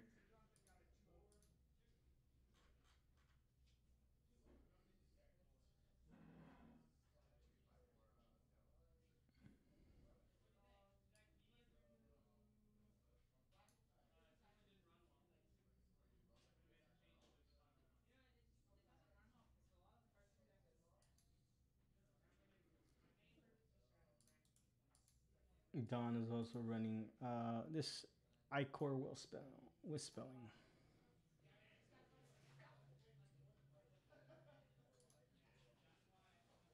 Pretty good card as well. He's gonna keep sacking artifacts, making a lot of mana, and hopefully bring down Big Boy Emrakul. He's gonna gain a life. He's gonna gain 5. Whoa, he's gonna gain 4 life to go back up to 8.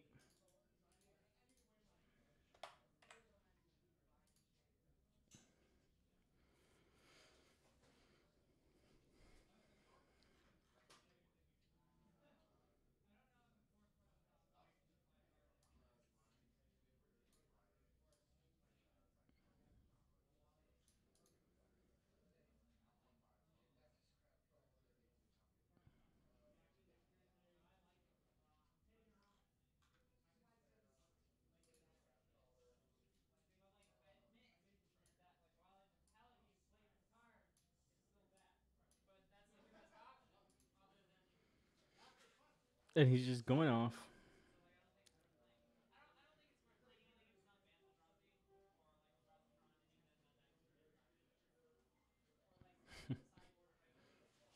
Interesting.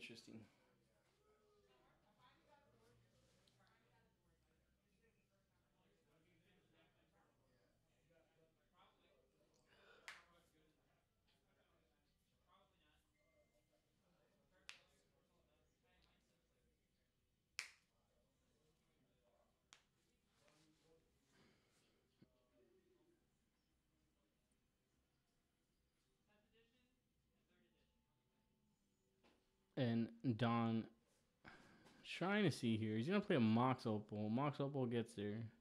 Pumps it. He's gonna go up to 2, sacks it. He is at a lot of mana already. Sack this again.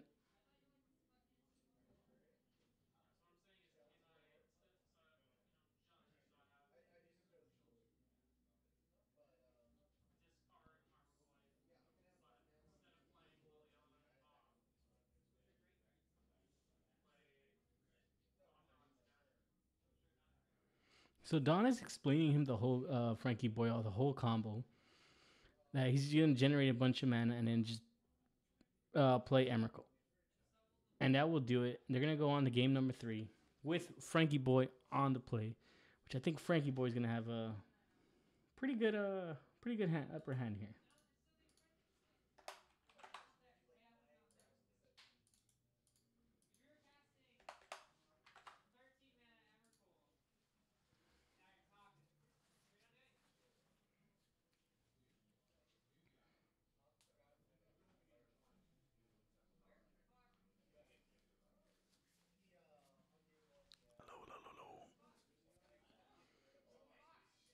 You guys have any questions? Say what's up to me. Talk to me. I'm by myself right now. Say what's up. Tell me your guys' favorite deck right now in Modern. What do you guys want to play? What do you guys want to see?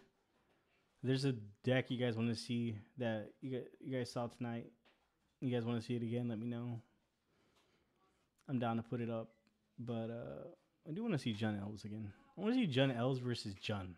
I never seen that match. But we'll see. We do have one more round. This is a 4th round. So this last round will be... We need one more round and that will do it.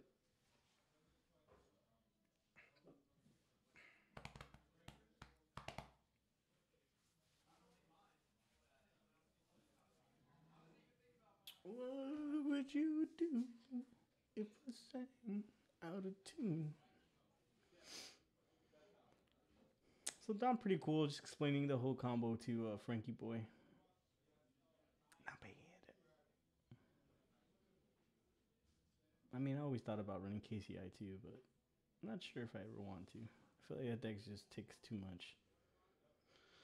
Yeah, I also play on MTG Go. I play the Counters Company combo, but I feel like it just takes a long time when you're playing against opponents because opponents just... You just have to do so much like clicking the mouse nonstop.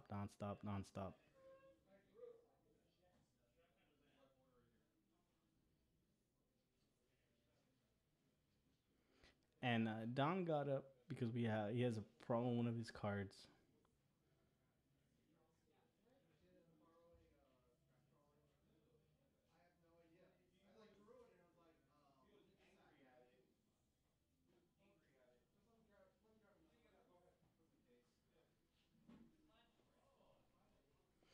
So yeah, Don is changing one of his cards, his scrap trawlers. I think because it was bent or something. So, I mean, pretty cool on Don. So Frankie Boy being on a play, I think he should start off with a good hand.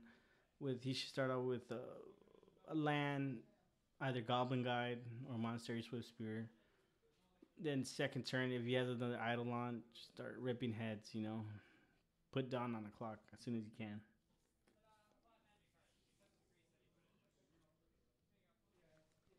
So, yeah. Sounds good. It's good.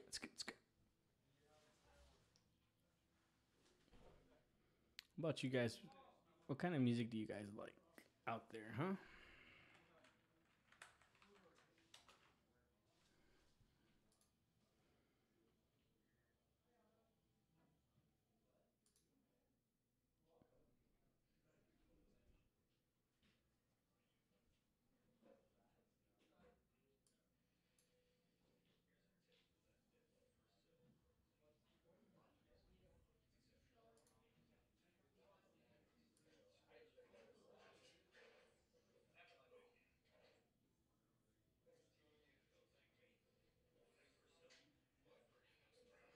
So, yeah.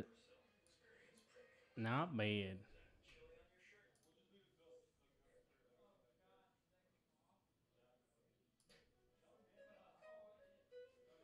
Got some jazz going on right now for you guys. Hopefully you guys can hear it. If not, it's cool. So here we go. Game number 3.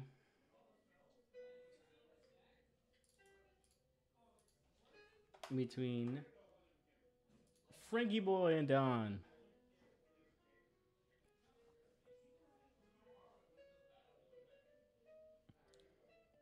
And I think Frankie Boy will shuffle his deck and go down to 6 cards.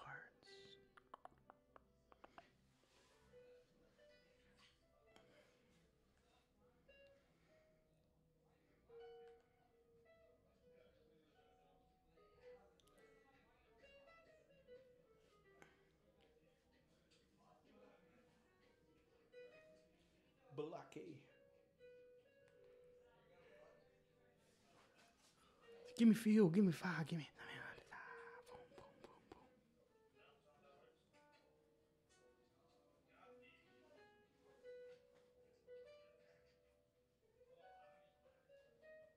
Mm-hmm.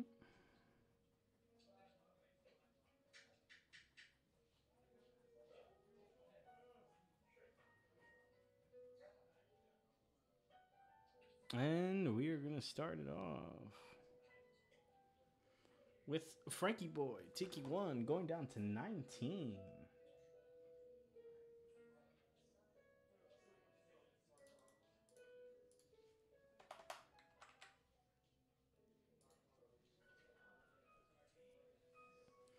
And was he going to play a Goblin Guy or a Monstrous Whisper? He's going to go in with the Monstrous Whisper, swinging for 1. Don's down at 19.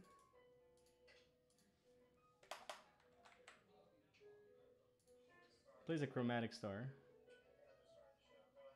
Mox Opal, pass his turn. Frankie Boy plays Inspire Vantage, then plays the Grim Lava Mancer. And he's going to Lava Spike Dawn, bring down 16.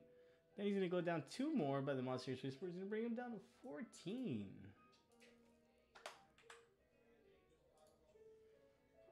And he's going to play a Burn of the Grove Woodlows.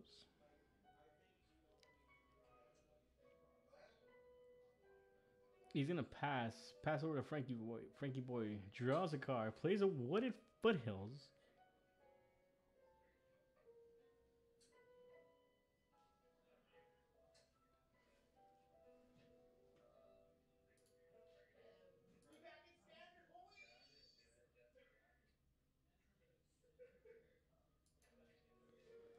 And Frankie Boy here, thinking about what's he want to do. I think he's going to try and fetch here.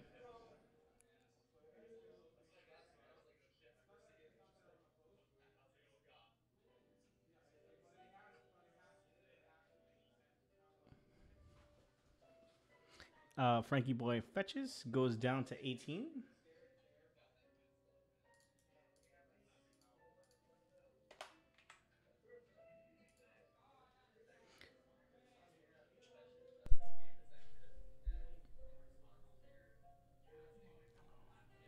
Frankie Boy goes down to 18.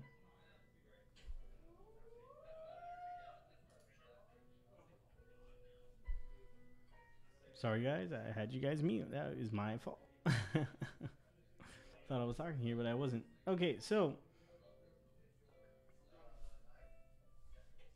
brings down Don to 9.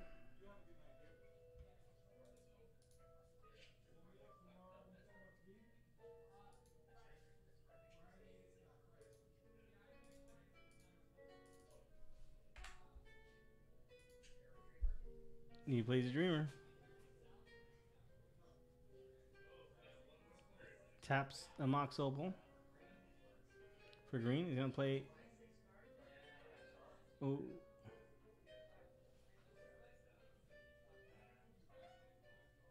In response, he's going to Skullcrack.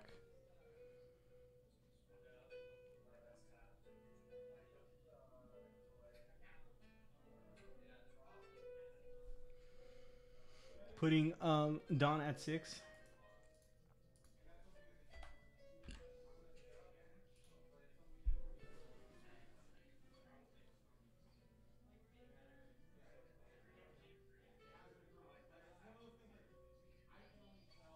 Plays the Mox Opal, sacks the Mox Opal.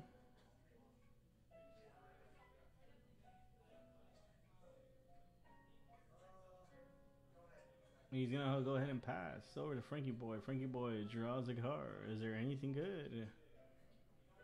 Ooh, he has a Boros Charm?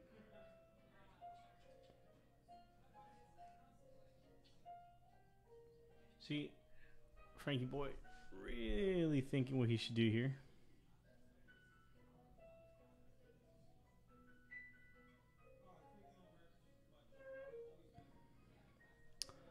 Hey guys, thanks for joining us. I had you guys on mute, and sorry for that. That was my fault. But if you're on the chat, say what's up.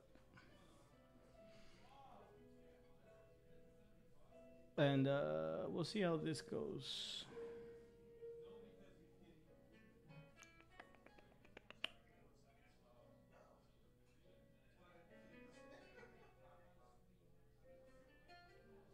Players there just explaining some stuff to each other. If you can hear them, that's pretty cool.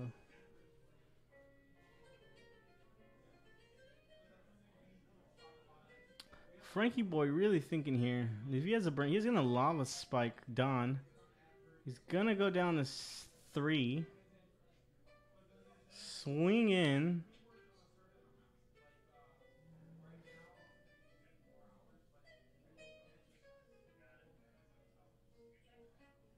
And he's gonna pass turn. Draws a card. A star.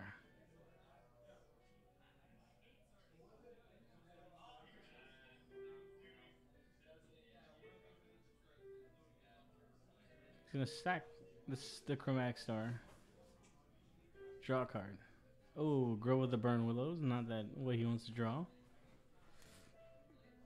Dom is currently at 3. He's gonna pass. And there it is.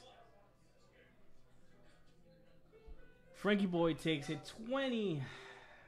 He takes it. Good win for him.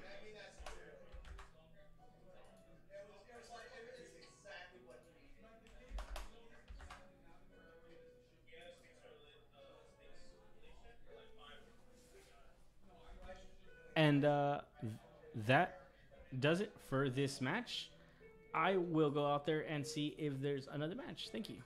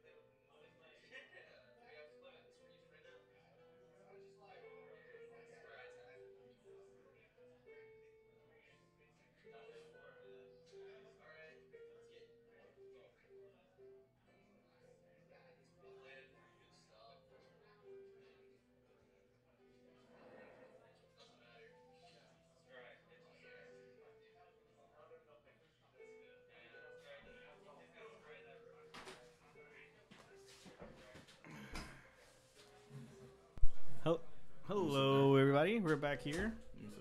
Oh shit! Let me go fix the camera. It's funny that we can hear the players. You know that?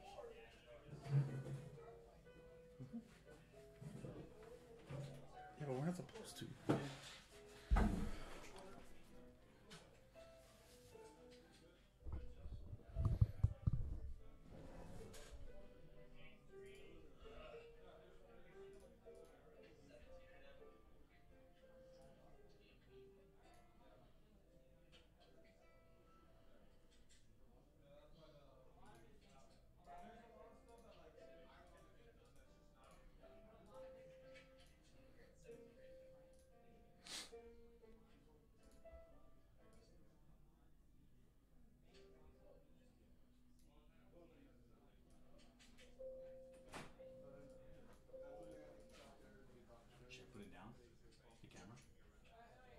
Hello. Now we're good. Camera's good. Oh, no. Fix that camera, please. Give me my phone.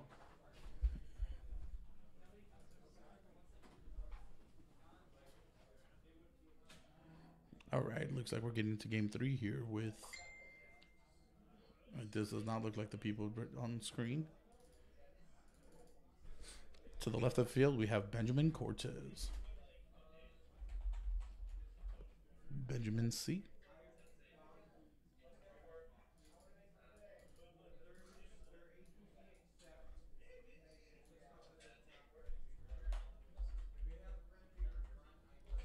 And on the right, we have Derek.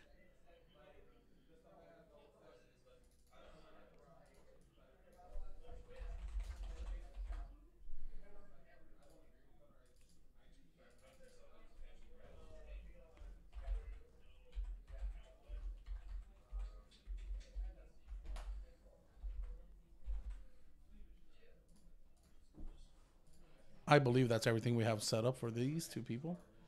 So let's go ahead and get into the match. How's it going, Johnny? Go live.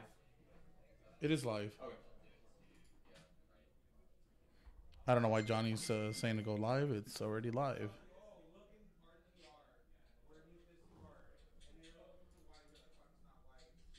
Jesus Christ, Grim. You are loud as hell.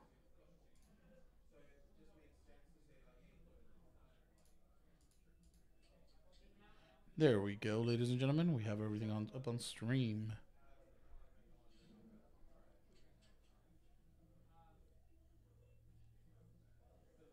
We'll get all the live totals situated right here.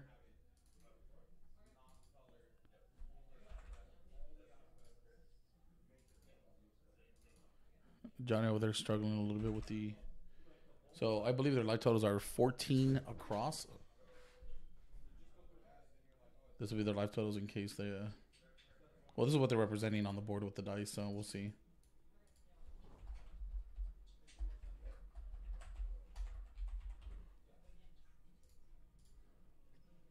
There you go, Johnny. Just leave it right there. Beautiful.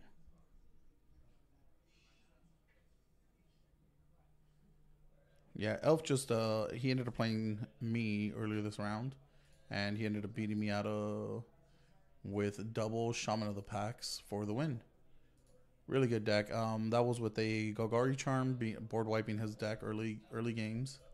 A Anger of the God, I'm sure, at some point. I know I casted 3 Wrath effects against Elves, and basically he still ended up like recovering extremely well. Close the door. There you go. Seems to be a little bit better. What's up? Hey, I like this camera though. Looks nice.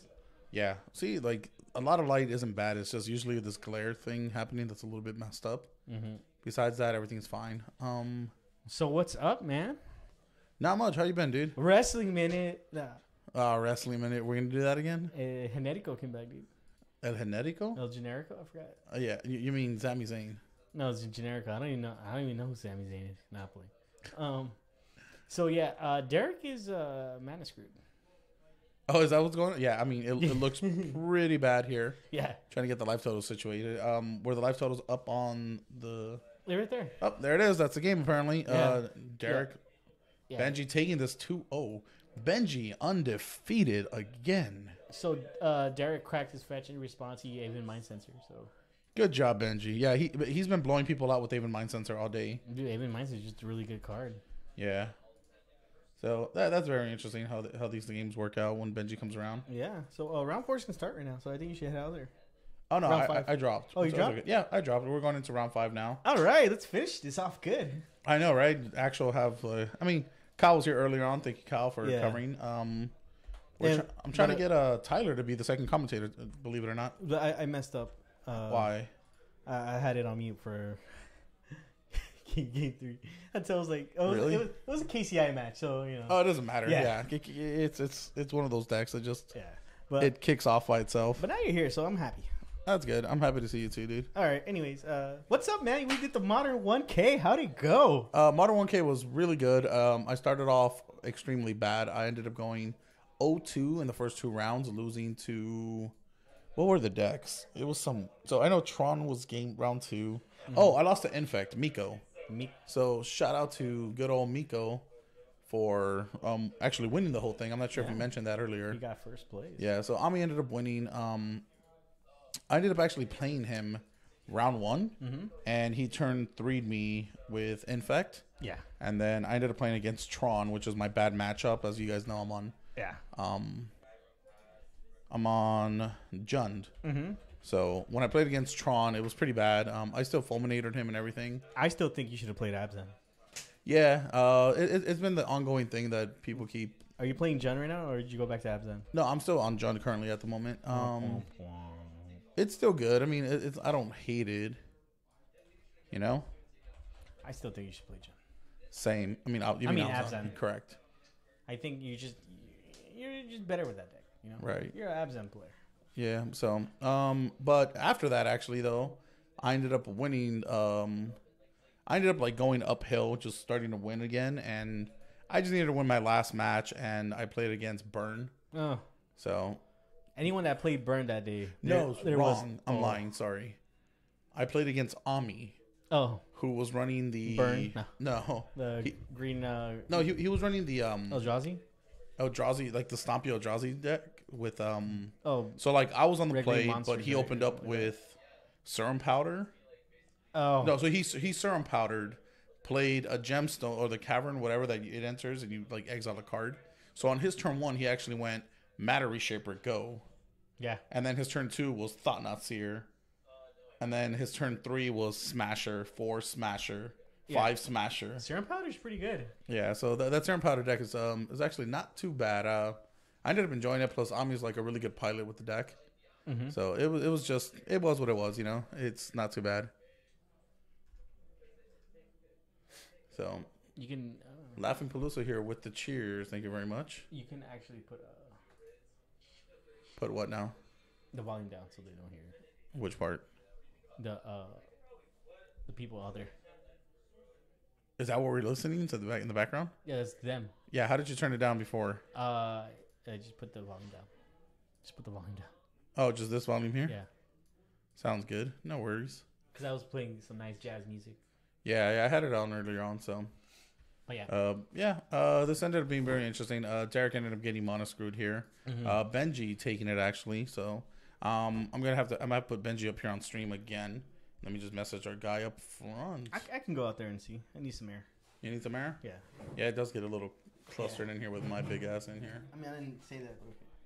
But But you meant it. Oh, also, I mean, most likely Benji's gonna be first though. Correct. So have them put Benji on stream.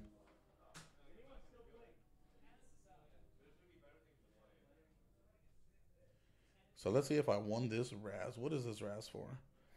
Oh, it's a Boggles. Ha.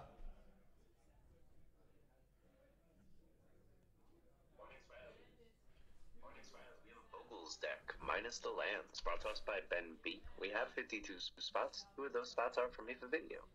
Thank you very much, Ben. Very cool of you, sir. Let's get these names and we'll get them into our list randomizer. Current local time is 1:28 a.m. Eastern Standard. The roll our virtual dice needs to be greater than a 4. 7 is a good number. Let's get this timestamp. Timestamps in, and again, randomizing the list 7 times. Good luck to everybody that's involved. That's once, twice, 3 times, 4, 5, 6, and just to be sure, lucky number is 7. Next one on top is the winner. Congratulations to Joey F. Whoa, our boy Joey winning the Boggles. Let me go tell him. Joey, you won.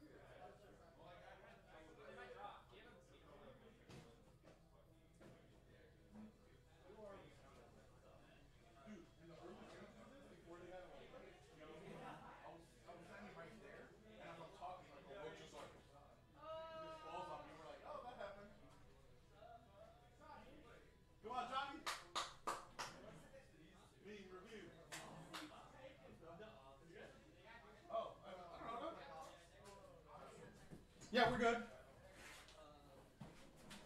Ah. Yes, it is me, the God. There we go. There you go. From now on, you guys should just refer to me as God.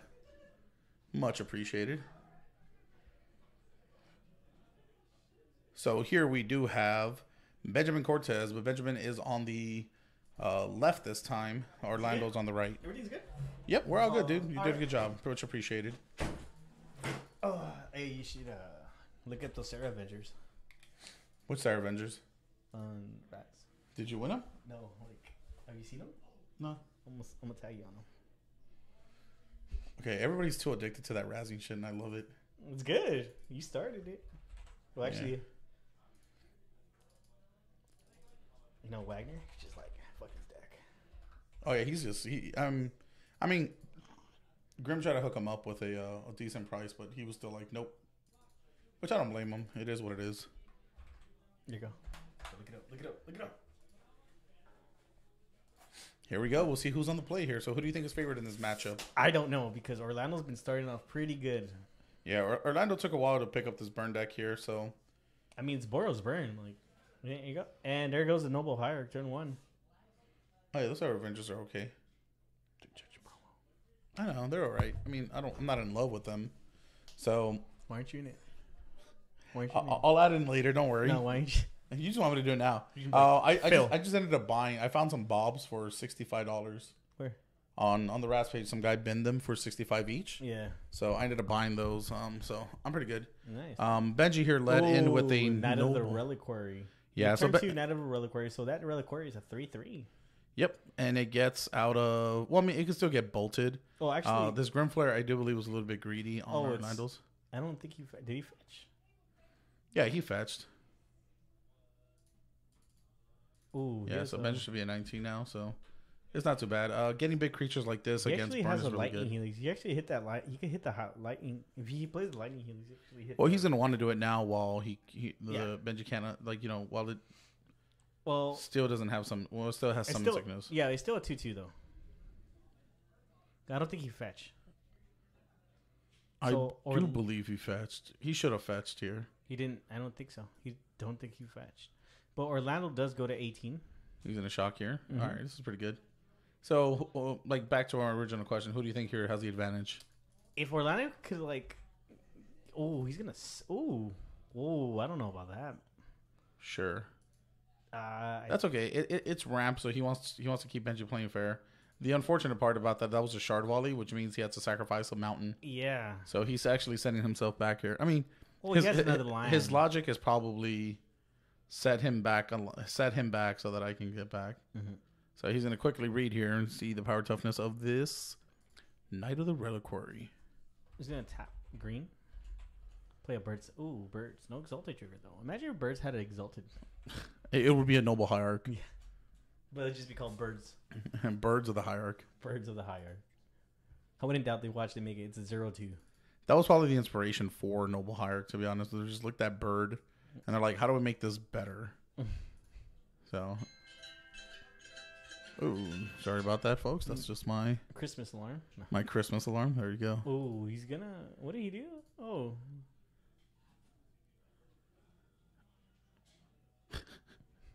He's freaking out because he doesn't know what the hell's going on here with this. yeah, So, Benji, I do believe Benji tapped it to sacrifice a land. yeah. There you go. He's gonna sacrifice his forest. Oh, get a Knight of the probably a Reliquary fetch. here. Knight of the Reliquary gets +1/+1 for each land card in your And graveyard. He could get a fetch, which then pop the fetch, which now his reliquary will be a 4/4. Correct. Which that's Yep. what he's gonna do. So his abilities: Tapper, sacrifice a forest or plains, search your library for a land, put it into the battlefield, then shuffle your library. Which then he got the Misty Rainforest, which then Yep. he's gonna crack the Misty Rainforest to get a. I'm guessing a forest or no Hollow Fountain. Wait, can Yep. he could get the Hollow Fountain? Yep. Okay. So Benji here playing very, very aggressive against his hmm with his life total. So I think where Orlando messed up was not bolting the. He should have bolted the not the reliquary instead of the noble. Oh, there you go. The And there Reflector goes Mage coming down. Reflector Mage. Now Orlando's gonna be set back a lot. Yeah, he's not only set back on land, but he no longer has a creature that he spent a turn on putting onto the battlefield. Yeah.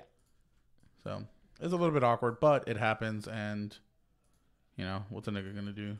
Yeah. What? Oh God, my ghetto's coming out.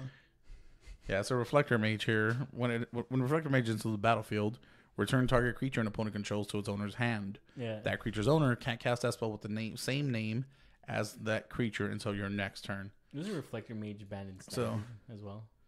So Reflector Mage was banned in Standard just because it messed up a lot of tempo here. Yeah. So Orlando's really, I think Orlando's new to Modern, right? Orlando, yeah, he's relatively. So he's played Modern before. He just hasn't fully gotten the grasp on it, which is fine.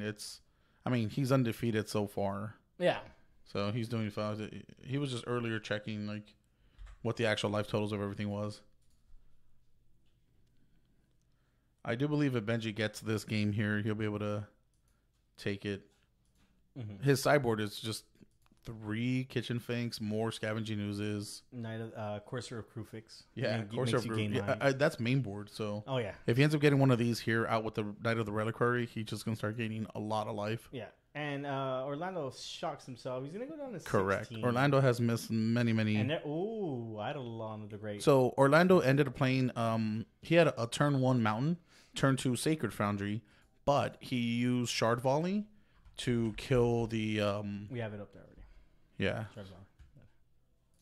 So he ended up using Shard Volley to kill the Noble Hierarch. So casting as an additional cost to play Shard Volley, you have to sacrifice a land.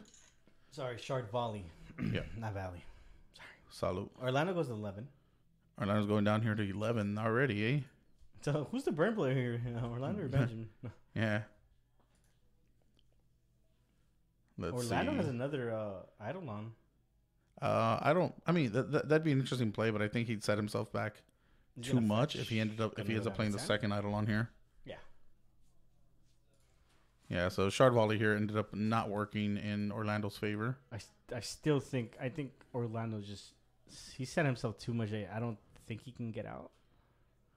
Yeah, so this is going to be really hard, so, like I said, especially if Benji ends up finding a Courser of Krufix. Who's that? June Spasm. Yeah, that's extremely up. The card is good, and it's been seeing a lot of play in these burn decks, but it's not good this early on. I think Orlando just didn't know what he was playing against, and granted, he's new to the format, so. That's still no excuse for making a bad play. Yeah, you're right. So let's not excuse that. So Benji here looking to find a Courser of Krufix at some point, I believe. I'm gonna go ahead. He's gonna start attacking again. He's gonna end up blocking that giant, the Knight of the Reliquary. I believe the Knight of the Reliquary is a 7/7. Benji cast at that second Reflector Mage. Orlando dropping down to 8 life. Jeez. This is really bad for Orlando. Maybe he hits a Coco. Who knows? And let's see what he plays. He's gonna play nothing. Yeah, he's I don't know. He's playing it really slow. I don't know if you'll be able to come back from this. I don't think so. Let's just make that burn a little bit bigger.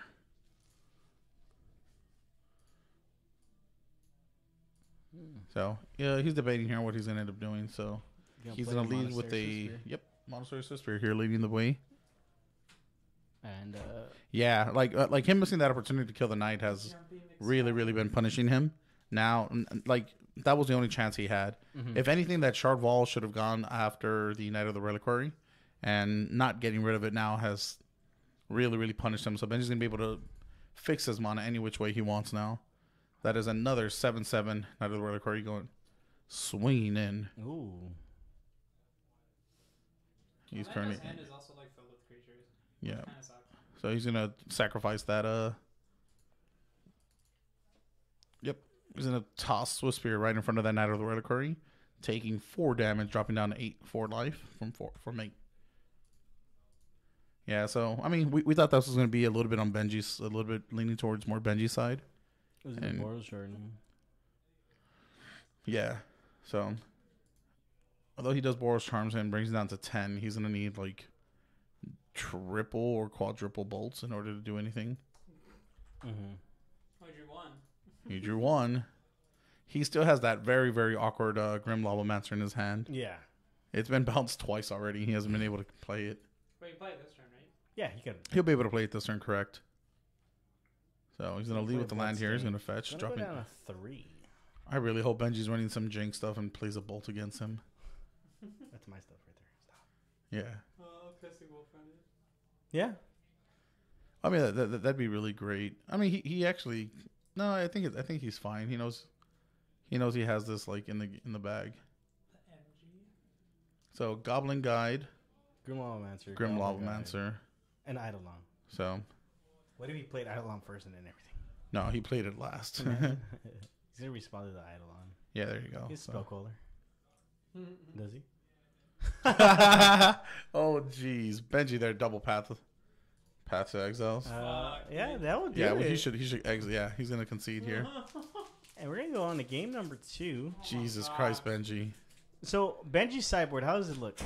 Benji's sideboard's always all over the place. He's gonna bring in, you know what? No, Benji running really really weird stuff in his sideboard is why I love watching Benji play. Like the rare times he comes out.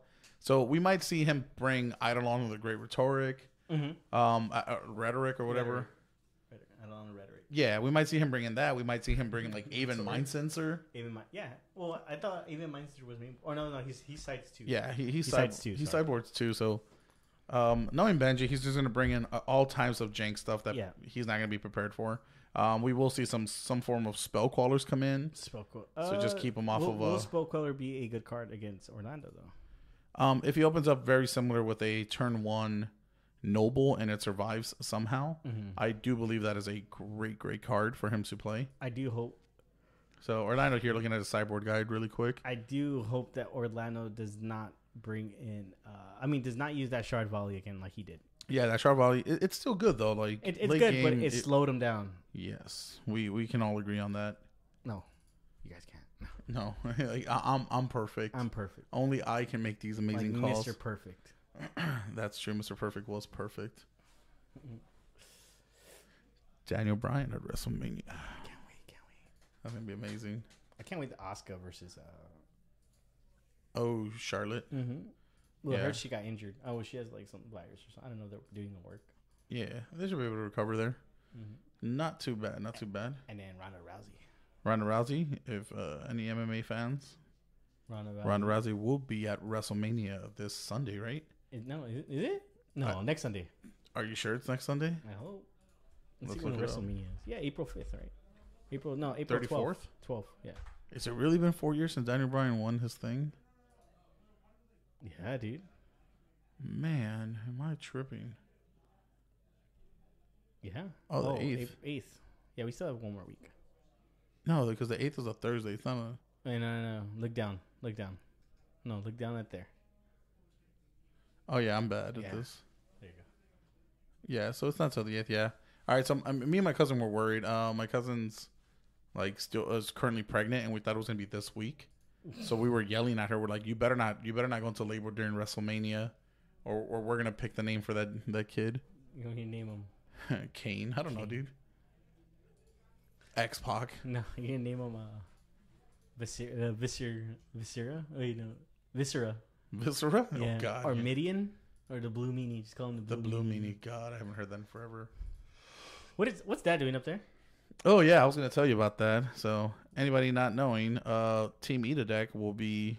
I'm going to move it to be more of a stream team than anything if people want to order playmats and stuff like that. So, we better push towards it. So, if you want to be part of a Team Eat a Deck, Yeah. feel free to follow, subscribe, all that. Hit that like button over on YouTube as well. As well as here, we will be doing random giveaways as well for these playmats. I'm going to print out a few. We'll do these playmats, and you two can be part of Team Eat a Deck. Yeah. With these amazing... if you want me to sign it too, I'll sign it. Johnny here can sign it. One of the founding members here. Mushrooms, Benary. Mushroom. What? Oh, God, dude. I don't know why we deal with you. I don't know why I'm here. Yeah, so if you do like that design, Team Eat a Deck, Yeah. made by our very own Robert Mondolano, who's made a lot of like, great art. Yeah. All right. Well, who do you think? I think. So Orlando on a play. Uh-huh. If Orlando could start with an aggressive hand, good.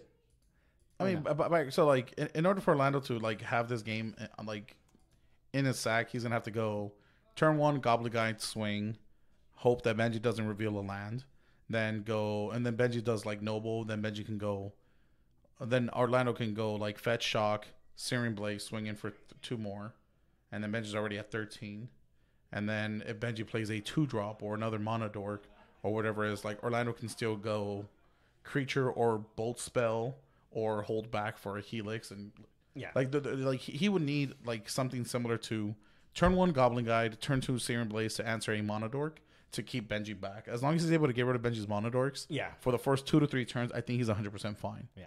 Now, if that doesn't happen and he can't answer a Noble, then Benji dropping something like a holding up something for like a Spell Caller, that's bad for Orlando.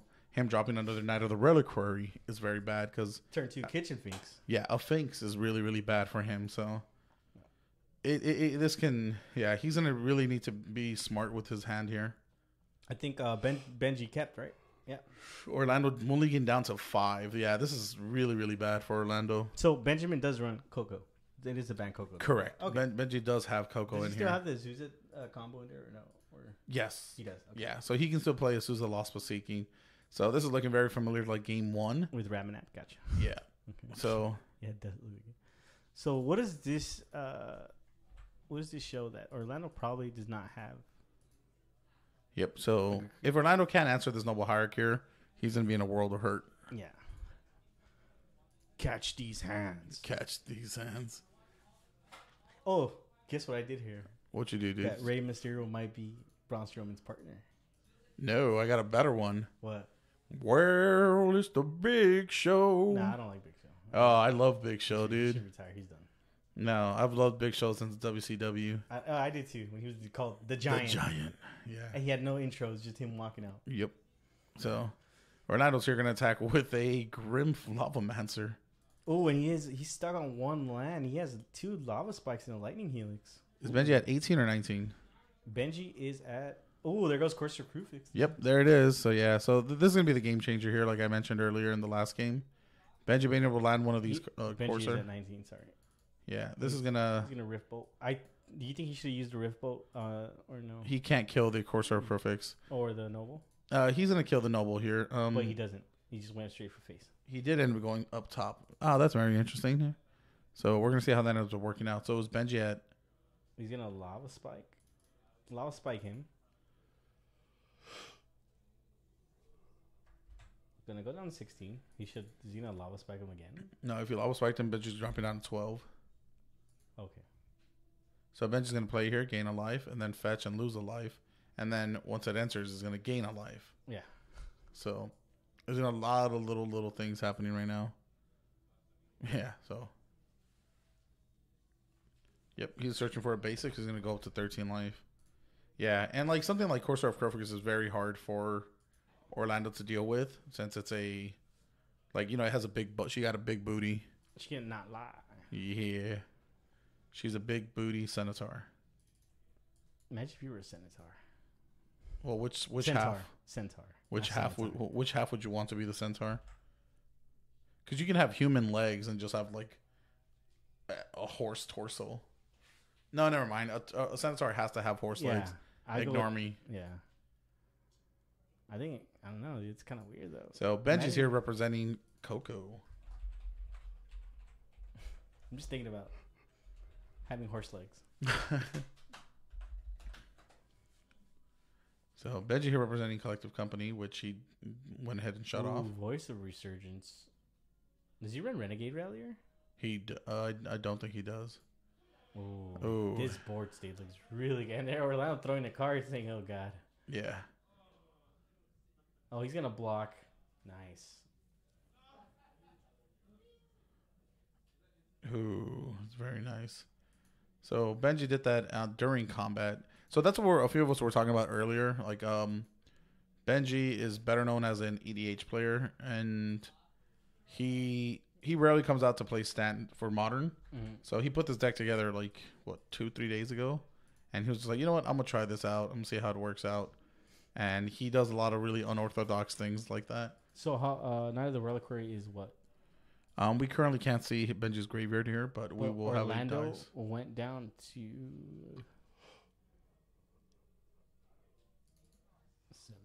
7, yeah. So Yeah. Benji swung in for at least 9 damage here. That's a lot of damage. Yeah, Orlando's on a 1-turn clock. Yep. So unless Orlando's hope- running Coco. Oh, Yep. Orlando messed that up. Did he cast something? Yes. Yep. So that's gonna end the game here. Even if he even aims at the Voice of Resurgence. No. So if you cast a spell, so. No. But if you aim at it, if you try and kill the Voice of Resurgence still.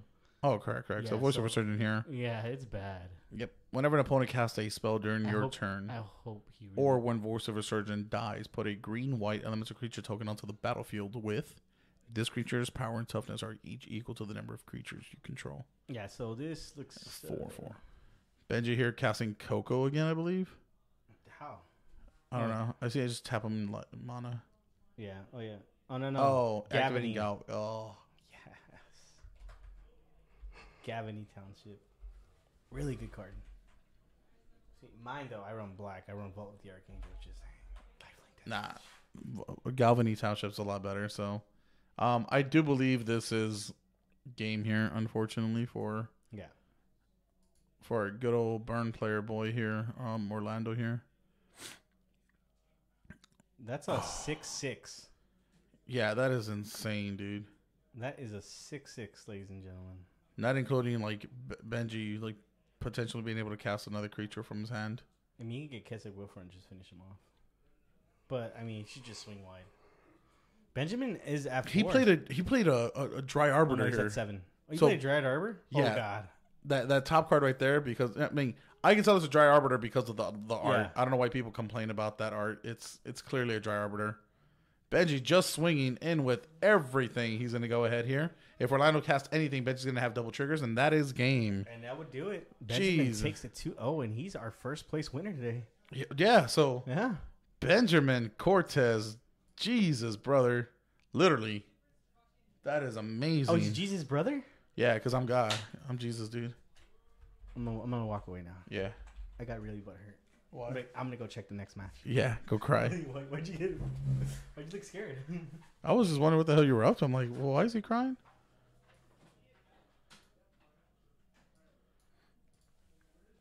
So Benji taking that game clear.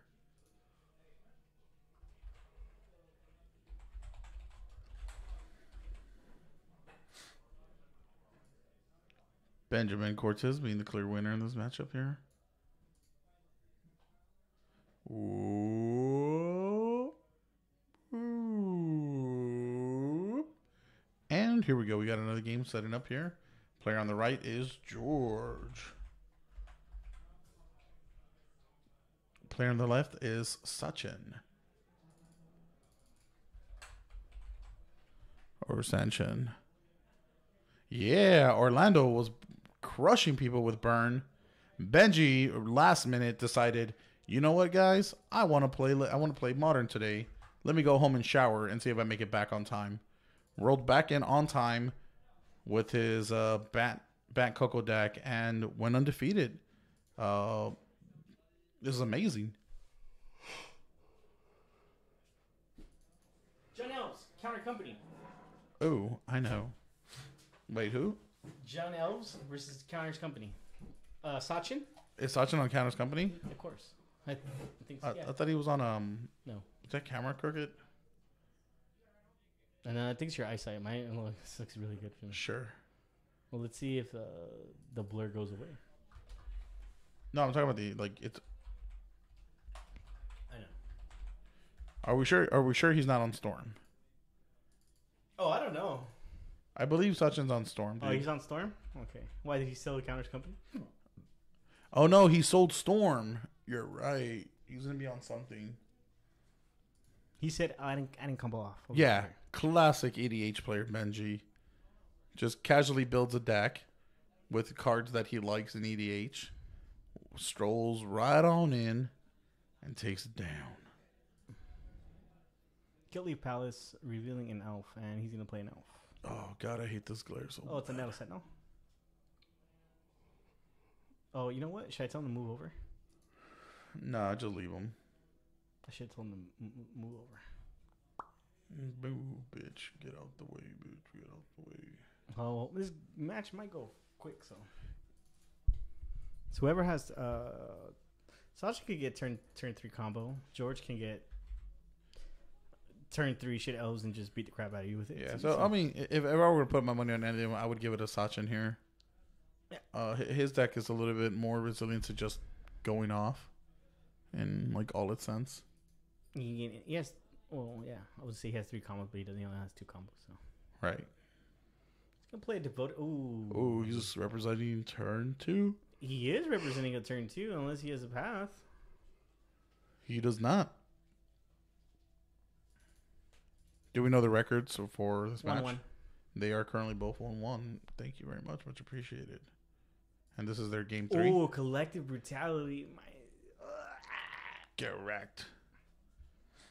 -2, and is he gonna discard? Yes, he is. He's gonna discard. Oh, a Shaman shaman. Impact. Let's see the hand. Oh no. Wait. Yeah, I think Sachin's just mixing up his hand. Oh, he did have. Turn Yeah, he 2. did have that turn 2. Sneaky, sneaky, sneaky. Those sand people. Kidding. Yeah, it's time to grab the dice. That's what our boy, Crazy Boy here is saying. Oh. Get them dice. You know what, Crazy Boy? Catch these hands.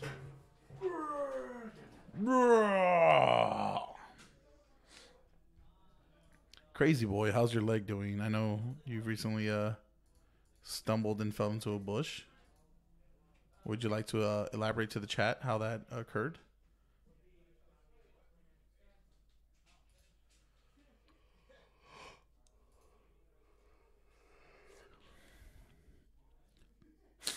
We need shirts that just say "Fight Me" with Colleen's picture in the back.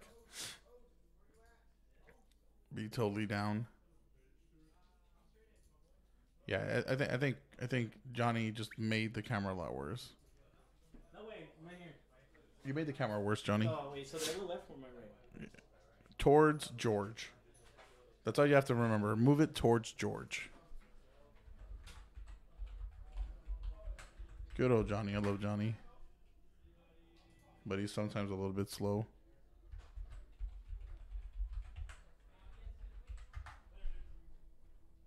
How is that not my password, Facebook?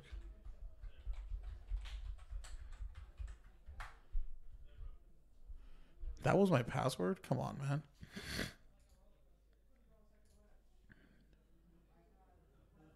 Yeah, Johnny's just a button right now.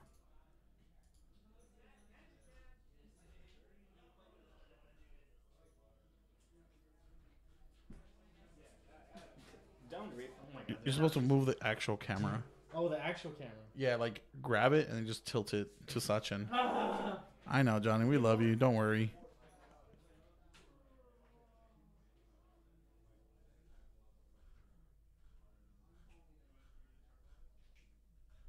Ha, I get it. Stupid memes. God damn it, Johnny.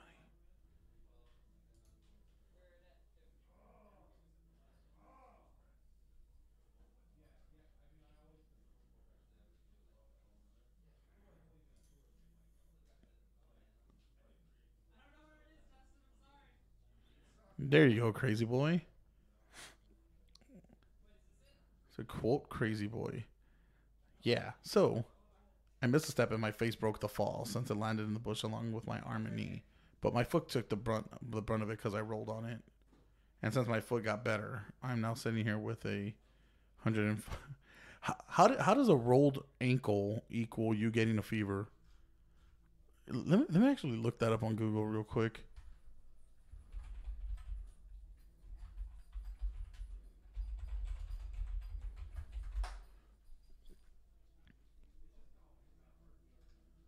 Yeah, so you need to go get that checked out.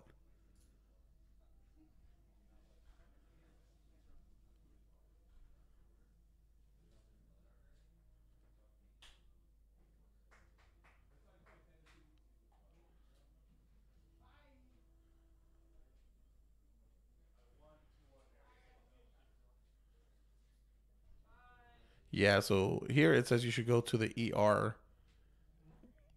Like, the symptoms are loss of function. The injured limb or joint can't be moved. The foot or leg can't hold weight. Discoloration. Blue, black, or green bruising can occur when there's like, yeah, so your blood vessels might be what's like damaged and you need to go checked out. Tingling, numbness, pale, or cold skin. You might have like a small fractured broken bone that's causing your, like, all that stuff, your fever. Yeah, so the last one, the affected area is hot and inflamed, or you have a fever. These are all reaction signal infection. Yeah, so... Well, I mean, I'm not looking at, like, WebMD. I'm just looking at, like things that happen after you get, like, a foot injury kind of thing. So this is one of those where, like, this ankle can be, like, a lot worse than you think.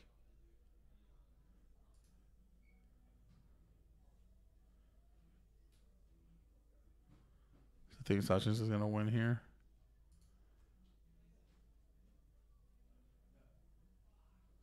I mean, you're not as cute. You have the belly as if you're pregnant for 2, but we know that's not the case. Yeah, George's board is just nuts. It's insane, man. Like, it's not even worth commentating because it looks like he's just going to win. Renegade Rallier, Rohan the Immobile. Is that what he got off his Coco? So he's going to have to rip a... He can't even do it with the Devoted Druid anymore. So the Mobile can block now since he has a token.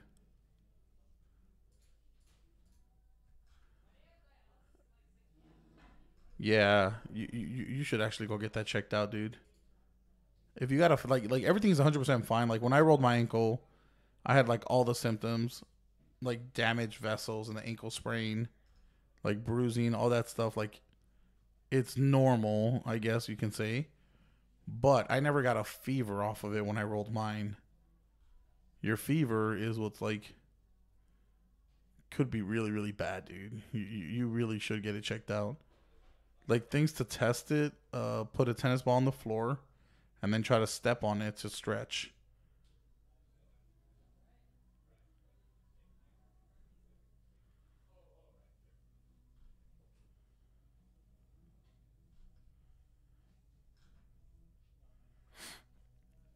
Yeah, that's not cool.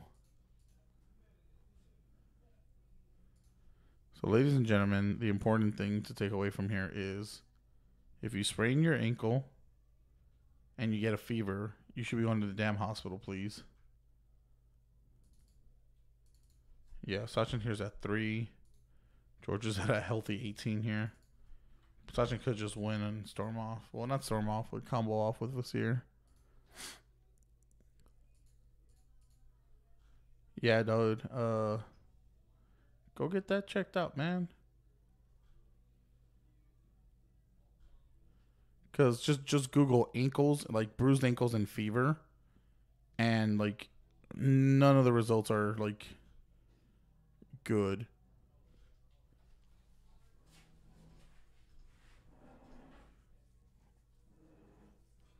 So, does that mean you're calling off at work tomorrow?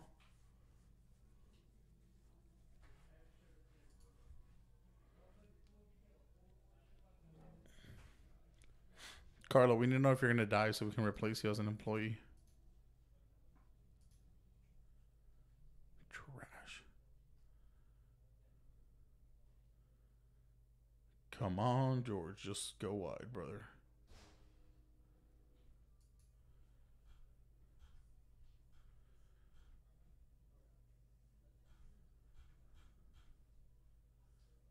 Ooh, colonnades.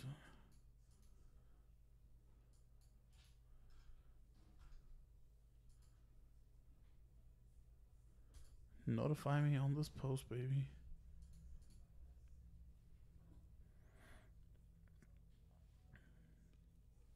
Jumpy mixed spasm. That sounds like exactly what happened to Carlo. He got a little jumpany. He mech fell and got a spasm.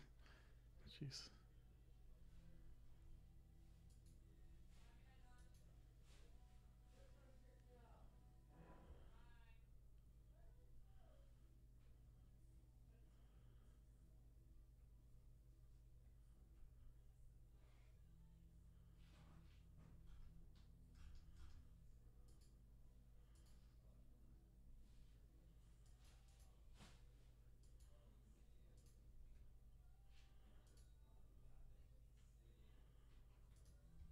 Jeez, yeah.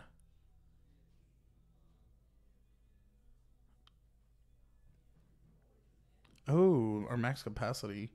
I'm not exactly sure. I'll have to. Let me message Grim real quick right now.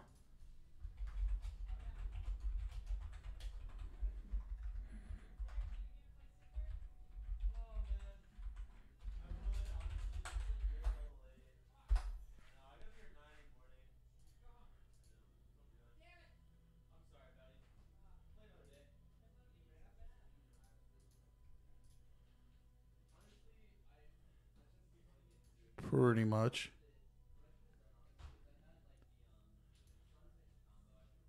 Yeah, so we're gonna see here what's going on. Sachin's going down to 2 life. Yeah, he's wilding it out here.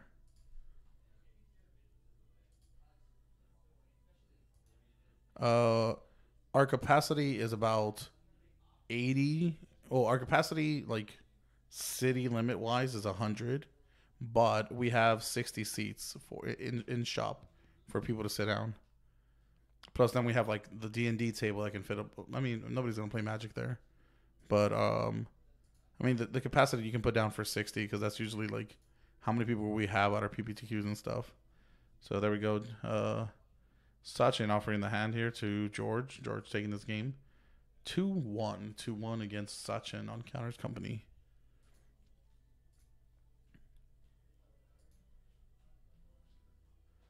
Yep, there you go. Sachin, George taking the thing.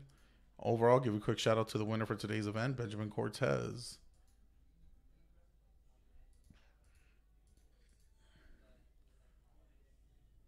That's very true. We didn't. I mean, that's also why you won so easy. So, if you haven't yet, please go check out MTG Scope. It's a Southern California organized play experience, posting weekly events for PPTQs, competitive play, and prize payout events. We advertised the Modern 1K here and got a pretty good turnout for that event. Want to make some quick money or And that would do it. Hey, welcome back, Johnny. I was just telling you about MTG Scoop here. So What is that? Please let me know. Yeah, it's organized play. If you want to hit up a PTQ, you can find it here. You want to make some money, you can look up a place here where they're giving out a good payout. They'll post it on. It's updated weekly and it's updated weekly. Every store here from Southern California is usually added on. It's run by a great man, Henry. Feel free to find it if you're in the local area. If not, feel free to visit, leave a like, comment, or whatever. Share it to your friends that do live in California, or check it out if you're visiting in California at any given point. So, did you see where Sachin messed up? I did not, because I was talking about sprained ankles and fevers that he should get checked out at. Okay. Well, thank you, Joey. I think that will do it for tonight, man. That is going to do it for today. This is our gonna end the stream really quick with our local info here. All of the times are actually now 7 p.m. 7 p.m. for all the times of any Magic related event. Please feel free to head on down, come to any Magic event. If you're running slightly late, feel free to give a call. That's pretty much it, man. You got anything to say, Johnny? Yeah. Thanks for tuning in with us, and sorry about having you guys mute for one round. And also sorry for the technical difficulties we had first and second round. Oh, yeah. Those were pretty bad. Yeah. But we fixed up everything, and everything's pretty good. But thanks, guys, for joining us. There you go. Make sure you guys subscribe to us and follow us. Yep. Hit that like button, follow, subscribe, all that other stuff. Please don't do what you're going to do. And always remember, what doesn't grow dies. And what dies grows the Termagoyf. Good night, people. I'm out. You know you love it.